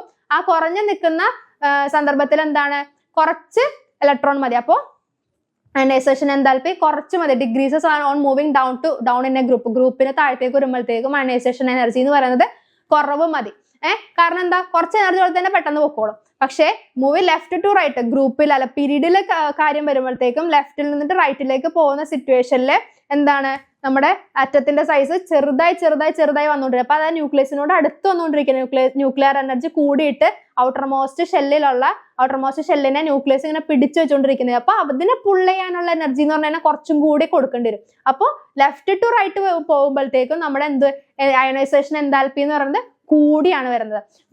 ടോപ്പ് ടു ഡൗൺ ഗ്രൂപ്പിൽ വരുമ്പോഴത്തേക്കും കുറഞ്ഞു വരെയും ലെഫ്റ്റ് ടു റൈറ്റ് വരുമ്പോഴത്തേക്കും എന്താണ്, അയണൈസേഷൻ എൻതാൽപ്പി കൂടിയാണ് വരുന്നത് കേട്ടോ. അപ്പൊ moving left to right period nuclear charge increase ചെയ്യുമ്പോൾ അയണൈസേഷൻ എൻതാൽപ്പി ഓൾസോ ഇൻക്രീസസ്. അപ്പൊ ionisation enthalpy also increase, then nuclear charge increases. അപ്പൊ ഇത്രയും കേസുകളാണ് നമുക്ക് ഈ ചാപ്റ്ററിൽ പഠിക്കാനുള്ളത്. ഓക്കെ, അപ്പൊ ഫ്രണ്ട്സ് നമ്മള് ഇത്രയും നേരം കൊണ്ട് 1 മണിക്കൂർ പോലും എടുത്തിട്ടില്ലെന്നാണ് എനിക്ക് തോന്നുന്നത്. 1 മണിക്കൂർ പോലും എടുക്കാതെ ചാപ്റ്റർ 3 നമ്മൾ കംപ്ലീറ്റ്ലി കവർ ചെയ്തിട്ടുണ്ട്. ചാപ്റ്റർ 3യുടെ പീരിയോഡിക് ടേബിളും ഇലക്ട്രോണിക് കോൺഫിഗറേഷനും, എല്ലാ ഇലക്ട്രോണിക് കോൺഫിഗറേഷൻ എങ്ങനെ വരുന്നു, സബ്ഷെല്ലിന്റെ ഇലക്ട്രോണിക് കോൺഫിഗറേഷനും എങ്ങനെ വരുന്നു, സബ്ഷെൽസ് എങ്ങനെയാണ് നമ്മൾ ക്ലാസിഫൈ ചെയ്തത്, പിന്നെ അതുകൂടാതെ ഓരോ ബ്ലോക്കുകൾ എന്തൊക്കെയാണ്, എത്ര ബ്ലോക്ക് ഉണ്ട് പീരിയോഡിക് ടേബിളിൽ, ആ ബ്ലോക്ക് എങ്ങനെയാണ് ഐഡന്റിഫൈ ചെയ്യാം, പീരീഡ് എങ്ങനെ കിട്ടും, അതേപോലെ ഗ്രൂപ്പ് എങ്ങനെ കിട്ടും, ഗ്രൂപ്പിന്റെ നമ്പർ എങ്ങനെ കിട്ടും, ഓരോ ബ്ലോക്കിന്റെ ക്യാരക്ടറിസ്റ്റിക്സ് പഠിച്ചു. പിന്നെ അതുകൂടാതെ നമ്മൾ എന്താണ് ഇലക്ട്രോണിക് കോൺഫിഗറേഷനിലെ എക്സെപ്ഷണൽ കേസുകളായിട്ടുള്ള കോപ്പറിന്റെയും ക്രോമിയത്തിന്റെയും കണ്ടു. അതേപോലെ ഓക്സിഡേഷൻ സ്റ്റേറ്റ് കണ്ടുപിടിക്കാൻ ഈ കോപ്പറിന്റെ ക്രോമിയത്തിന്റെ ഒക്കെ എന്താണ് ഇലക്ട്രോണിക് കോൺഫിഗറേഷൻ ഒക്കെ എഴുതാൻ വേണ്ടിയിട്ട് എല്ലാം എന്തായാലും ക്വസ്റ്റ്യൻ നമുക്ക് പ്രതീക്ഷിക്കാം. ഇപ്പൊ പ്രതീക്ഷിക്കാൻ പറ്റുന്ന ക്വസ്റ്റ്യൻസ് ആണ് ആ പറഞ്ഞ പോർഷൻസിലെല്ലാം ഞാൻ പറഞ്ഞിരിക്കുന്നത്. ഇനി ഇതിന്റെ ലൈവുമായിട്ട് ഞാൻ നാളെ വരുന്നുണ്ട്. ഇതിന്റെ ലൈവുമായിട്ട് ഞാൻ നാളെ 5 മണിക്ക് ഉണ്ടാവും. അപ്പൊ ഇതിനകത്ത് നമുക്ക് പ്രീവിയസ് ഇയറിൽ വന്നിരിക്കുന്ന ക്വസ്റ്റ്യൻസും പിന്നെ അത് കൂടാതെ നമുക്ക് കുറച്ച് എക്സാമ്പിൾസ് എല്ലാം വർക്ക്ഔട്ട് ചെയ്ത് നോക്കാം. നമുക്ക് ഒന്നിച്ചിരുന്ന് വർക്ക്ഔട്ട് ചെയ്ത് നോക്കാം. എളുപ്പത്തിൽ നമുക്ക് എന്ത് ചെയ്യാം, ഈ ചാപ്റ്റർ അങ്ങോട്ട് കംപ്ലീറ്റ് ചെയ്യാം. ചാപ്റ്റർ കംപ്ലീറ്റ് ചെയ്തിട്ട് നമുക്ക് എന്താ എക്സാമിനെ ഫേസ് ചെയ്തിരിക്കാം. എക്സാമിന് നമുക്ക് കൂളായിട്ട് ഫേസ് ചെയ്തിരിക്കാം അല്ലെ. അപ്പോൾ നമുക്ക് ഞാൻ മിസ് തന്നെ ഉറപ്പ് പറയാണ്, ഈ ചാപ്റ്ററിലെ 8 വെയിറ്റേജ് ആണ് മാക്സിമം നമ്മൾ എക്സ്പെക്ട് ചെയ്ത് വെച്ചിരിക്കുന്നത്. ആ വെയിറ്റേജ് കംപ്ലീറ്റ്ലി നമുക്ക് വാങ്ങിക്കാം. കംപ്ലീറ്റ്ലി വാങ്ങിച്ച് നമുക്ക് ഈ ചാപ്റ്റർ നമുക്ക് ഇപ്പൊ തന്നെ അരച്ച് കലക്കി കുടിക്കുകയാണ്. അപ്പോൾ നമുക്ക് ഇനി നാളെ ലൈവിൽ വരുമ്പോൾ എങ്ങനെയാ, ഒരു പേപ്പറും പേനയൊക്കെ എടുത്ത് വരാം. നമുക്ക് ഇലക്ട്രോണിക് കോൺഫിഗറേഷൻ ഒക്കെ നമുക്ക് എഴുതി നോക്കണ്ടേ. ഇലക്ട്രോണിക് കോൺഫിഗറേഷൻ ഒക്കെ എഴുതി നോക്കാം. അപ്പൊ യാബോധ ഫാമിലിന്റെ കൂടെ നിൽക്കുക, ഇഗ്നൈറ്റ് 1 ഷോട്ടിന്റെ കൂടെ നിൽക്കുക. ഇഗ്നൈറ്റ് 1 ഷോട്ട് എന്തായാലും എല്ലാ സബ്ജക്ട്സും നിങ്ങൾക്ക് ഫുൾ A+ വാങ്ങിക്കാൻ പറ്റുന്ന രീതിയിലാണ് നമ്മൾ സെറ്റ് ചെയ്ത് വെച്ചിരിക്കുന്നത്. അതിനെ നിങ്ങൾ എന്ത് ചെയ്യുക, വിശ്വസിക്കുക. അപ്പോൾ ഈ ഇഗ്നൈറ്റ് 1 ഷോട്ട് വീഡിയോസിനും ബോധ 1 ഷോട്ട് വീഡിയോസും നിങ്ങൾക്ക് അപ്ഡേറ്റ് കിട്ടാൻ വേണ്ടി ഇതെന്താ സബ്സ്ക്രൈബ് ചെയ്ത് വെക്കുക. എന്തെങ്കിലും ഡൗട്ട്സ് ഉണ്ടെങ്കിൽ കമന്റ് ചെയ്യുക. ഞങ്ങളുടെ ക്ലാസ്സസ് എല്ലാം നിങ്ങൾക്ക് ഇഷ്ടപ്പെടുന്നുണ്ടെങ്കിൽ അതും കമന്റ് ചെയ്യാം. പിന്നെന്താ, ഇതിനെ നിങ്ങൾക്ക് സപ്പോർട്ട് ചെയ്യാം. നല്ല രീതിയിൽ സപ്പോർട്ട് ചെയ്ത് ഞങ്ങളുടെ കൂടെ നിന്നതിനാൽ ഞങ്ങളും നിങ്ങളുടെ കൂടെ നിന്ന് എല്ലാ രീതിയിലും നിങ്ങൾക്കുള്ള സപ്പോർട്ട് തരുന്നതായിരിക്കും. എന്ത് ഡൗട്ട് ഉണ്ടെങ്കിലും നിങ്ങൾക്ക് ചോദിക്കാം. എല്ലാം ഞങ്ങൾ ക്ലിയർ ചെയ്ത് തരുന്നതായിരിക്കും. അപ്പൊ ചാപ്റ്റർ 3 വെച്ചിട്ട് ഞാനിവിടെ വൈൻഡ് അപ്പ് ചെയ്യാണ്. എന്റെ പേര് ഫസ്ന, ഞാൻ പോവാണ്. Okay, by.